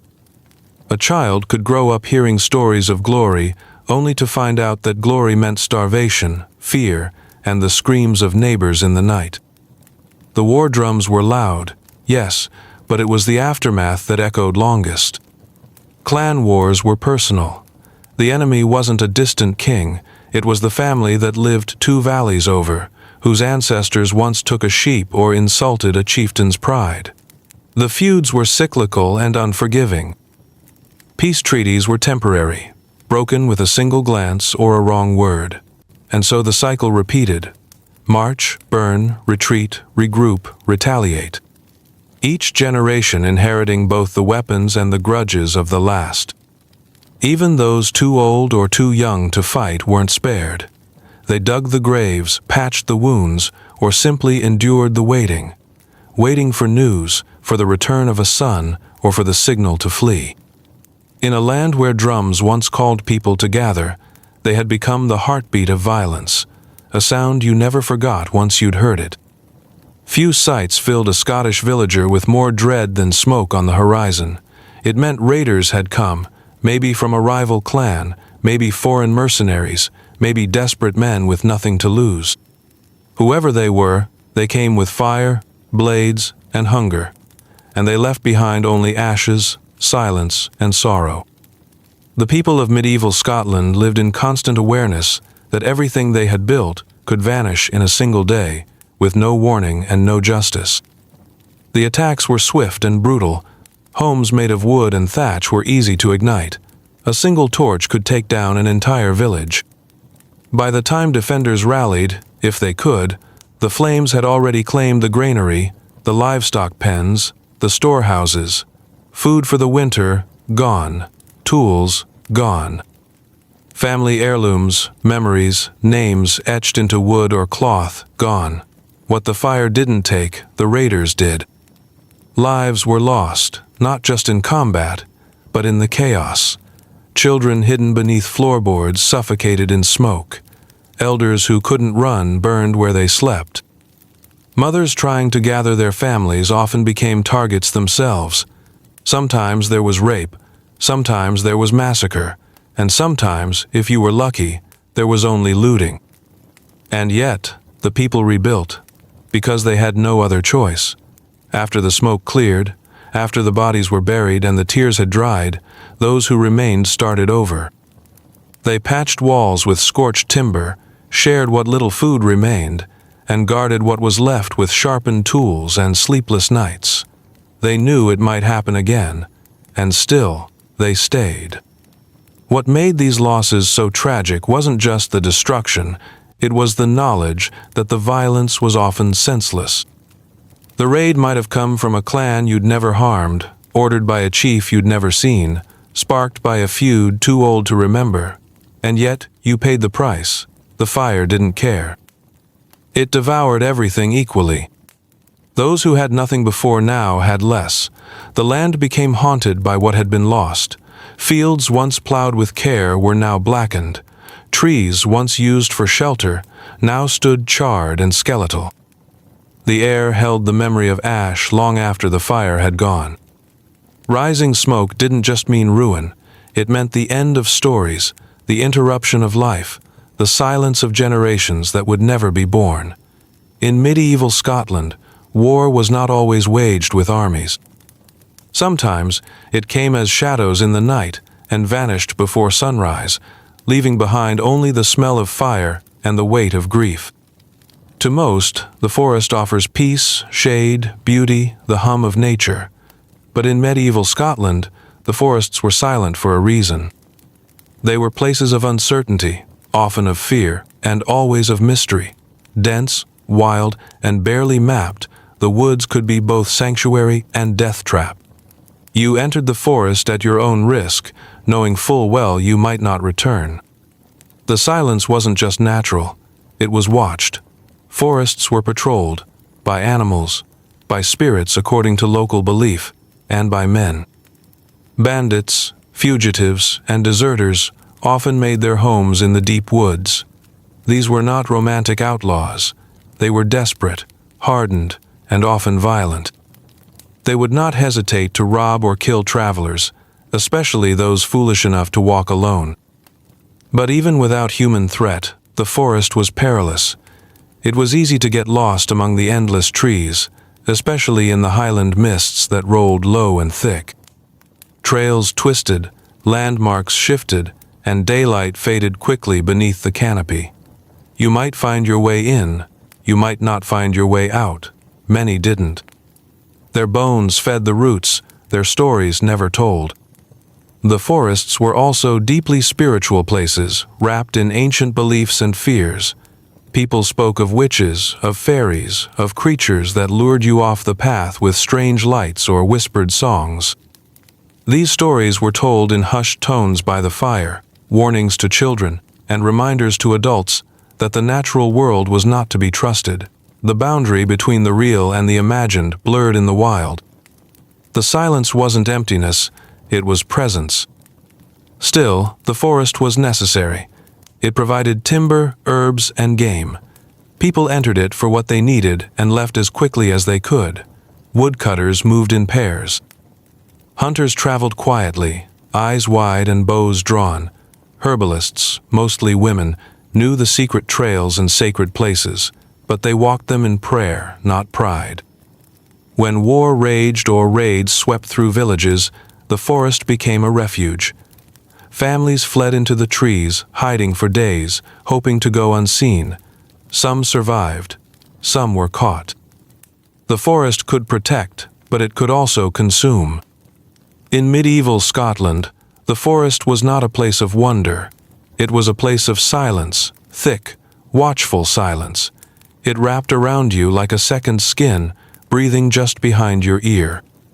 Every twig snap was a question, every shadow a warning. The forest kept its secrets, and if you listened too closely, you might become one of them. In a time before books and printing presses, stories were carried not on paper, but in song. Music in medieval Scotland was more than entertainment. It was memory, mourning, and survival. The songs that passed from voice to voice across fields and firesides told the truth that written history ignored, and more often than not, they were songs of sorrow. These melodies were slow, haunting, and soaked in loss. They spoke of lost lovers, fallen warriors, starving children, and homes burned to ash. Sung by mothers rocking infants, or old men staring into coals, they connected generations across the harshness of time. The voice became an instrument of grief, the notes rising like smoke into cold air, disappearing but never truly gone. Songs were passed down with reverence. You didn't learn them from a scroll. You learned them from a grandmother's breath or a brother's tears. They changed slightly with every telling, shaped by memory and mood. But their essence remained. A cry into the void, a thread pulled through centuries of suffering. The poor sang to remember. They sang to endure. In Gaelic and Scots alike, these ballads captured the emotional truth of a people whose struggles were otherwise ignored. The songs mourned not only the dead, but the living, the ones who kept going despite it all. Women sang while weaving or grinding grain. Men sang while sharpening blades. Children learned the words before they understood the pain behind them. There was power in these songs. They gave voice to those who had none, held together communities, and sometimes served as warnings. A song could carry a message about betrayal, injustice, or love forbidden by clan law. It could speak of battles fought, of heroes fallen, or of dreams never realized. And because no one could take away a song, it became the safest place to keep the truth. Even the church, with all its authority, could not silence them completely. Hymns might echo from stone chapels, but the songs sung in secret, in homes, in fields, were louder in the hearts of the people. They held the collective memory of a land that had lost so much. In medieval Scotland, the music wasn't joyful. It was weary, it was raw, it was real. And it echoed in the silence after hardship, reminding the people that they were not alone, that someone else had suffered too, and lived long enough to sing about it. To live in medieval Scotland was to live in the looming shadow of England. The southern border was not a line, it was a wound, reopened with every invasion, tax, treaty, and betrayal. From the wars of independence to endless skirmishes along the marches, England's influence was a constant, unyielding presence. And for the average Scot, peasant, merchant, or clansman, that shadow was long, dark, and filled with fear. The political tensions were rooted in claims to thrones, oaths of loyalty, and broken promises. But for the people, it meant something more immediate: armies on the move, villages pillaged, crops trampled, fields burned in the name of kings who had never stepped foot in those same villages. One day, your land might belong to a Scottish laird. The next, it might be claimed by an English noble with a royal seal and a sword. The fear of invasion was constant. English raids weren't just military acts, they were campaigns of destruction. Homes torched, livestock seized, men dragged into service or executed as traitors. Even in times of uneasy peace, the borderlands lived under threat. Fortified towers rose from the hills, not as grand declarations of power, but as shields against what might come at dawn. And yet, not all wounds were inflicted with fire. English taxes bled dry the already starving poor. Trade was regulated in ways that favored the South. Even language became a weapon. Scots who spoke their native Gaelic or Scots tongue found themselves dismissed or mocked when English influence pushed into courts, markets, and churches. To be Scottish in your own land was sometimes to be treated as lesser, especially by those who came with parchment and power. The nobility played their own dangerous game. Some allied with England when it suited their ambition. Others resisted at great cost, but the poor had no choice. They obeyed whoever held the sword that week. They swore loyalty under duress, switched sides if forced, and watched their homes change flags while they picked through ruins for scraps. Children grew up hearing stories of English cruelty and Scottish defiance, tales of William Wallace, Robert the Bruce, and bloody rebellions whispered like bedtime prayers. These stories weren't about glory. They were about endurance, about holding on to dignity while the world tried to strip it away. The shadow of England wasn't just military, it was psychological. It shaped identity, fed rebellion, and hardened a people who refused to be erased. In every village burned and every banner torn down, there was still a core of resistance, a stubborn fire that refused to go out. The moors of Scotland, endless, wind-lashed, and treeless, were places where legends walked. In the daylight, they were bleak and breathtaking, vast blankets of heather and stone under gray skies, but at night, they became something else entirely. The land felt haunted, and to many, it truly was. Ghost stories were not mere entertainment in medieval Scotland. They were warnings, memories, and whispers of unresolved grief that drifted across the hills with the fog. Every village had its tales. The ghost of the warrior who died defending his family, his cries still heard when storms rolled in. The mother who lost her children in a raid, her figure seen walking barefoot through the bracken, calling their names. The traitor buried without rites, cursed to wander the moors until forgiven. These spirits were not fictional to the people who lived there. They were part of the land, woven into it like the roots beneath the peat. These stories served a purpose. They explained the inexplicable. When someone went missing, when a sudden death had no cause, when animals fled for no reason, the moors became the scapegoat. But they also offered something deeper, remembrance. The ghosts weren't just scary. They were sad. They were echoes of lives cut short, love lost, justice denied. Travelers feared the moors at night. The paths were unreliable, the terrain unforgiving, and the isolation profound. If the weather turned, a person could vanish in a matter of hours. Fog swallowed direction, winds carried strange sounds, and with each lonely step, imagination became a burden. You began to see shapes in the distance, to hear footsteps that weren't your own. Whether it was real or not didn't matter. The fear was real. There were rituals meant to protect against the spirits, pieces of iron in the shoe, prayers to saints, a pebble taken from holy ground. Some people refused to cross certain hills after sunset. Others swore they'd spoken to the dead. The church condemned such beliefs, but even priests hesitated to travel across the moors alone. But beneath the fear was something poignant. The moors held not just ghosts, but memories too painful for the living to carry. The people had seen so much loss, through war, plague, famine, betrayal. The dead outnumbered the living.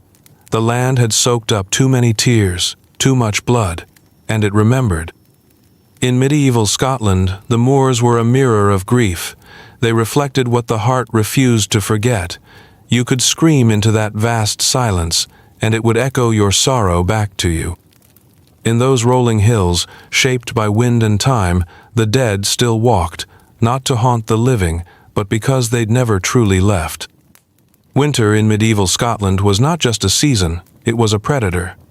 When the final leaves fell and the first frost clung to the heather, a quiet dread settled over villages like smoke.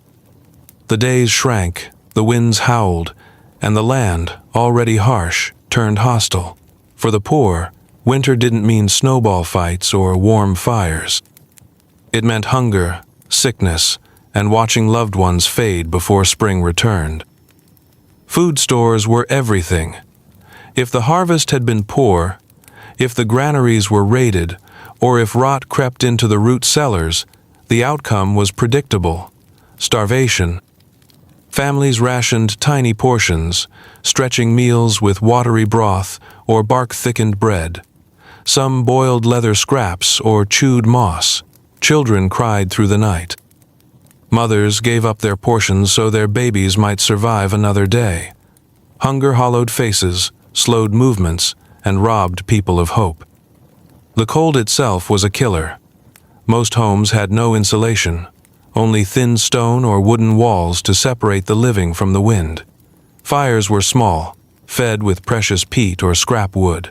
Blankets were rare. Frostbitten fingers and toes turned black and useless. The old and the very young perished quietly in corners. There was no ceremony, just a quick burial beneath frozen earth or a body left until thaw. Illness thrived in the chill. Coughs turned to fevers. Open wounds refused to heal. Plague, flu, or wasting sickness spread easily when people huddled together for warmth. The village healer might have herbs, but no miracle. People feared the sick, but feared dying alone even more. They stayed even when it meant catching death themselves. Even daily tasks became ordeals. Fetching water from a frozen stream could mean slipping, breaking bones, or never returning. Animals had to be tended, but often froze in their pens. Tools shattered from the cold, teeth cracked, joints stiffened until hands no longer worked. And yet, people endured. They sang, even with chapped lips and empty bellies. They carved little charms to hang near the hearth. They told stories of summers past and prayed to saints, old gods, or anything that might bring warmth back to the world. Every sunrise was a small victory. In medieval Scotland, winter was a test of everything: body, spirit, and soul. It came not once, but every year, always ready to strip the weak from the earth and challenge the strong to survive another season. The land offered no mercy, only silence, only snow. Only the long, cruel question: will you last until spring? In the highlands and glens of medieval Scotland, death was constant, and remembrance was a privilege. For the nobility, passing on meant processions, carved tombstones, masses said in candlelit chapels, and names etched into history. But for the poor, those who had worked, bled, and endured, their final rest came without fanfare. No monument, no eulogy, only the cold earth and silence. Most peasants were buried in simple, shallow graves, wrapped in whatever cloth remained. Coffins were rare and reserved for those who could afford them. A plank or sheet might serve as a stretcher, and if the ground was too hard, the body might be kept outside the home until the soil could be broken. There was no cemetery for many. Just a patch of common land beyond the fields, a hollow beside a stream, or a rise beneath a crag. Graves were marked with stones, if at all. A pile of rocks, a cross carved into bark, or simply a memory passed from one mourner to another. He lies beneath that oak, she rests near the curve of the burn. But time was cruel. Stones shifted. Trees fell, and with each passing season, the dead disappeared into the land, nameless, storyless.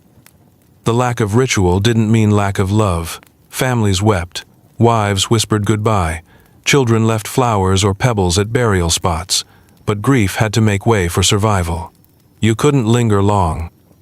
Another mouth needed feeding. Another roof needed patching. There was no time for mourning when life demanded so much. Sometimes, entire villages vanished from memory.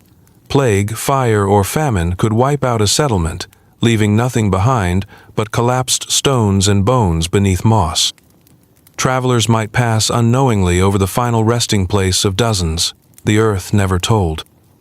Worse still, some were denied burial altogether. Outlaws, suicides, those excommunicated by the church, they were considered cursed. Buried on crossroads or left to rot in the wild, their souls feared to wander. Even in death, the poor could be judged. And yet, the land remembered them. Every footstep on Scotland's wild hills might press into forgotten graves. Every flower blooming in a remote glen might feed on lives once lived. The poor became part of the land in the truest sense, their legacy written not in stone, but in soil. In medieval Scotland, being buried without a name wasn't rare, it was expected. But for those who lived those hard, brief lives, memory didn't need marble, it needed only someone to care. And even now, centuries later, their silence asks us to listen. In the tight-knit, fiercely proud communities of medieval Scotland, a wrong was never just a wound, it was a debt, and debts demanded payment. When a man was insulted, robbed, or killed, it was not only a personal grievance, it was a stain on his family's honor, an injury carried by every brother, cousin, and child. This was the birth of the blood feud, an endless cycle of revenge passed from generation to generation, often outliving the original cause. These feuds could begin over a stolen cow, a disputed tract of land, or a drunken insult at a festival. But once started, they took on a life of their own. One act of violence birthed another, each retaliatory blow ratcheting up the stakes. A killing was answered by another. A home burned, a family shamed, a child orphaned, and none of it ever truly forgotten. Laws existed to prevent this, of course. Chieftains and kings urged peace, offered arbitration, imposed fines. But in places where the crown's reach was weak and loyalty to kin ran deeper than fear of royal justice, words meant little. Pride, reputation, and tradition were the true law. And if a man failed to avenge his blood, he was seen not as merciful, but as broken. These feuds warped daily life. Men carried weapons even to church. Families traveled in armed groups. Marriages were arranged not just for love or land, but to cement uneasy truces between warring clans. But such truces were fragile. One spark, a missed payment, a wrong look, a boast told in the wrong tavern, could reignite flames thought long extinguished. The cost was immense. Children grew up in a world defined by enemies they'd never met, inheriting hatred like land or heirlooms. Entire villages could be drawn into conflicts that began with their grandparents. Lives were shaped not by personal choices, but by family histories written in blood. Yet, within this brutality, there was a twisted sense of order. There were rules: don't strike on holy days, don't harm women or priests, and always offer compensation before taking a life. These customs didn't prevent violence, but they framed it, made it feel almost honorable, as though bloodshed, if done according to tradition, was somehow sacred. In medieval Scotland, blood feuds were more than violence. They were identity. They told you who you were, who your allies were, and who must never be forgiven. And in a land already scarred by war, famine, and poverty, these private wars ensured that peace was always temporary and vengeance eternal. A name in medieval Scotland was not simply what you were called, it was your burden, your banner, your inheritance. It carried the history of your bloodline, the deeds of your ancestors, and the weight of every choice your family ever made. To be born a MacDonald, a Campbell, a MacLeod, or any other known name was to be marked by identity the moment you took your first breath. You were never just yourself, you were your clan. This could be a source of pride. A powerful name opened doors. It meant protection, kinship, and a place in the great web of alliances and loyalties. But it also meant expectation. If your father was a warrior, you were expected to be brave. If your grandfather led a raid, you were expected to defend that legacy. A single name could earn you hospitality in one valley and a blade at your throat in another. For the poor and landless, a name still mattered. Even the humblest shepherd bore the trace of clan ties, whispered connections that could one day mean life or death. And for those without a name, foundlings, bastards, strangers, life was even harder. Without lineage, you had no place, no honor, and no allies. You were untethered in a world that valued roots above all else. Names were not just spoken, they were recorded in songs, etched into stone, and invoked in curses or blessings. If someone wronged you, their name was remembered and passed down. If someone saved your life, theirs was honored in every prayer. Names were both memory and prophecy. They told others what to expect of you, and often what you expected of yourself. Changing a name was almost unthinkable. To abandon your name was to abandon your people, your history, your very sense of being. But sometimes, names were taken by force. If your clan lost favor, if your ancestors were disgraced, your name could be stripped, your children left nameless. It was the ultimate punishment, erasure. But there was a quiet power in lesser-known names, too. In villages far from the eyes of nobles, people lived quietly under names that bore less weight, less history, less risk. These people often endured the worst of life, but did so without legacy dragging behind them. For some, that was a kind of freedom. For others, it was simply loneliness. In medieval Scotland, your name was more than identity. It was destiny. It shaped how the world saw you and how you saw yourself. It was the first thing you were given, and sometimes the only thing you had left. And when you died, it was what remained. In medieval Scotland, the church was more than a building. It was an authority, a refuge, and, for many, the last hope. Yet, for all its incense and iconography, for all the prayers and promises, the church could be cold, especially to the poor. While its cathedrals rose in stone splendor, and its bishops wore embroidered robes, countless souls lived in the shadows of that grandeur, desperate for comfort that never came. For the average villager, faith was part of daily life. Saints were spoken of like neighbors. The Virgin was prayed to like a mother. Villagers gave what little they could to the church, crops, labor, coins, to ensure favor in this life and salvation in the next. But when tragedy struck, when a child died, when crops failed, when a man froze in his own hut, the church often had little to offer beyond ritual. Clerics might recite words in Latin that no one understood. They might bless a grave or offer vague counsel, but rarely did they feed the hungry or shelter the freezing. Charity existed, but it was thin, uneven, and often tied to whether you pleased your local priest or offended him. Spiritual judgment came easily, compassion not always. Worse still, the church claimed authority over marriage, birth, death, and sin. If a woman gave birth out of wedlock, she was condemned. If a man questioned the priest's word, he risked excommunication. The poorest were held to moral standards that even the wealthy clergy often ignored. Hypocrisy was evident, but voicing it was dangerous. Tithes, the mandated offerings, were collected regardless of famine or misfortune. You could be starving, and still the church would demand its due. If you couldn't pay, your soul was said to be in peril. Fear was a powerful motivator, fear of hell, of purgatory, of divine wrath, and so people obeyed, even as they suffered. The church kept records, claimed lands, and enforced laws alongside the crown. It spoke of eternal love while turning away beggars at its doors. Not every priest was cruel, many were kind, even heroic, but the institution itself was distant, wrapped in its own wealth and politics. It served the powerful first, the poor last. And yet, faith endured. Not because of the church, but in spite of it. People built their own rituals, blending Christianity with older Celtic traditions.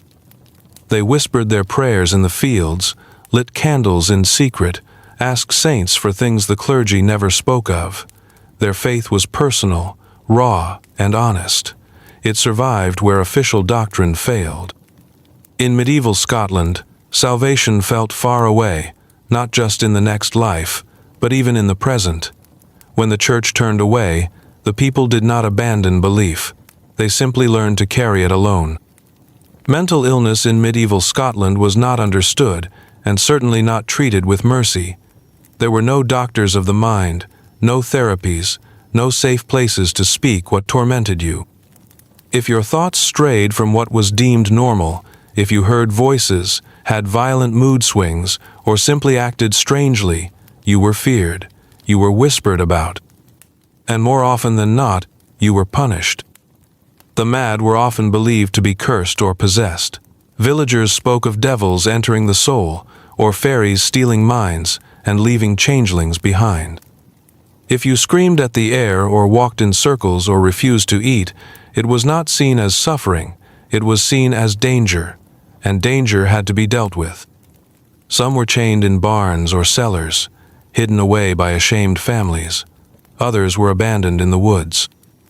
In the worst cases, they were beaten or killed, their erratic behavior mistaken for sin or witchcraft. Women suffered especially. A mother overcome with grief might be labeled unfit, a wife too quiet deemed suspicious. Madness wasn't just feared, it was weaponized. There were no institutions, no healing centers. The closest thing to care came from wise women or monks who tried herbal remedies or prayer, but these were rare and often ineffective. The afflicted were usually left to wander, mumbling through villages, mocked by children, avoided by adults. Hunger and exposure claimed most of them long before any natural death could. What made this cruelty so piercing was the fact that so many suffered in silence. Depression, trauma, anxiety, none of these had names then, only consequences. A soldier returning from war with hollow eyes was called cursed. A woman who wept too long was said to be touched by spirits. There was no understanding that minds, like bodies, could break and needed care. The church offered little help. Possession was a favored explanation, and exorcism a common prescription. Confess, repent, be beaten until the devil flees, and if it didn't work, then clearly your soul was lost. Despite all this, some managed to survive. A few were taken in by kind-hearted villagers, given quiet chores, treated gently, but these were exceptions. For most, the path of the mad led to isolation, hunger, or execution. Their voices were never recorded, their pain never honored. In medieval Scotland, there was no mercy for the mind. The world was already cruel to the body. Why would it show kindness to wounds no one could see? In medieval Scotland, childhood as we understand it today did not exist. There were no playrooms, no toys carved with care, no lazy afternoons filled with laughter and exploration. Childhood was brief, harsh, and filled with work. A child was not a dreamer in training. They were a laborer in waiting. And if they lived long enough, they were expected to contribute before they could even speak in full sentences. Infant mortality was devastatingly high. Illness, malnutrition, cold, or infection could claim a newborn within days. Mothers gave birth knowing their baby might not survive the winter. If they did, celebration was cautious. Life was fragile, and the gods, or fate, were unpredictable. From as young as 4 or 5, children were sent into the fields, herding animals, gathering firewood, or chasing birds away from the grain. A child's first chore wasn't a rite of passage, it was a necessity. Every small hand helped keep the household alive. There was no schooling for the poor. Letters, numbers, stories written in ink, these belonged to the sons of nobles or monks. For the rest, knowledge was passed down by doing. How to shear sheep, plant barley, mend clothes, survive winter. Skills mattered more than thoughts. Punishment was common and swift. Discipline wasn't about teaching, it was about survival. A mistake could lead to a broken tool, a lost sheep, or worse. Harsh words and hard hands shaped obedience. There was no time for gentle correction. Childhood was not innocence, it was vulnerability and often cruelty. Even games carried the scent of adulthood. Children mimicked what they saw, battles fought with sticks, pretend marriages, feigned raids. Their imagination didn't lift them away, it anchored them to a world where survival was the only goal. Laughter was rare, exhaustion common. Tears were met with silence or scorn. Girls carried additional burdens. From an early age, they were taught to cook, weave, carry water, and mind younger siblings. By 12, many were betrothed. By 13 or 14, they could be mothers themselves. A girl's childhood ended the moment she bled. Boys were expected to grow strong, fast, to hunt, to fight, to protect the clan. Any sign of softness was discouraged. You didn't raise a boy, you forged a future defender. And if he faltered, shame followed him like a shadow. In medieval Scotland, childhood was not a protected space. It was a steep climb through danger, hunger, and responsibility. Few made it to adulthood whole, fewer still without scars. And yet, even in that bleakness, children carved out moments, tiny rebellions of joy, quiet friendships, the brief delight of a squirrel in a tree or a kind word from a tired mother. Those moments, though small, were proof that even under hardship, the spark of life tried to shine. At the end of it all, after the battles, the famines, the winters, the silence, and the sorrow, what did medieval Scotland leave behind? For the nobles, castles and titles. For the church, cathedrals and scrolls. But for the poor, for the forgotten, for the millions who lived and died without a record, their legacy was pain, but also survival. Their names were rarely written down, their graves often vanished, yet their footprints remain in the land, etched into the soil they bled for, sang over, tilled and wept upon. The stone walls they built with bare hands still mark the hillsides. The stories they whispered around fires became the backbone of Scottish folklore. Their endurance, though invisible in books, carved the soul of a nation. They built nothing grand, yet carried everything. Their bodies held the weight of generations, and their spirits carried a resilience that refused to die, no matter how brutal the world became. They endured weather, war, cruelty, and each other, and in doing so, they made survival an art form. Not noble survival, not glorious tales sung by bards, but survival in its rawest, most human form. When we speak of medieval Scotland, it is easy to conjure images of chieftains and warriors, of dramatic landscapes and epic battles. But none of that would have lasted without the poor, without the mothers who lit fires with numb fingers, the fathers who worked fields they didn't own, the children who learned to be quiet in hunger. They left behind no monuments, but they left behind strength. Their suffering was not noble, it was not romantic, it was hard and cruel and unrelenting. But from that suffering grew grit, identity, and a tenacity that still echoes in the Scottish character today. Their hands are gone, but their legacy lives on, in the songs, the silence, the wind across the moors, the stone beneath your feet. And so, we end not with glory, but with grief and respect for those who lived lives of pure misery and still dared to live them anyway.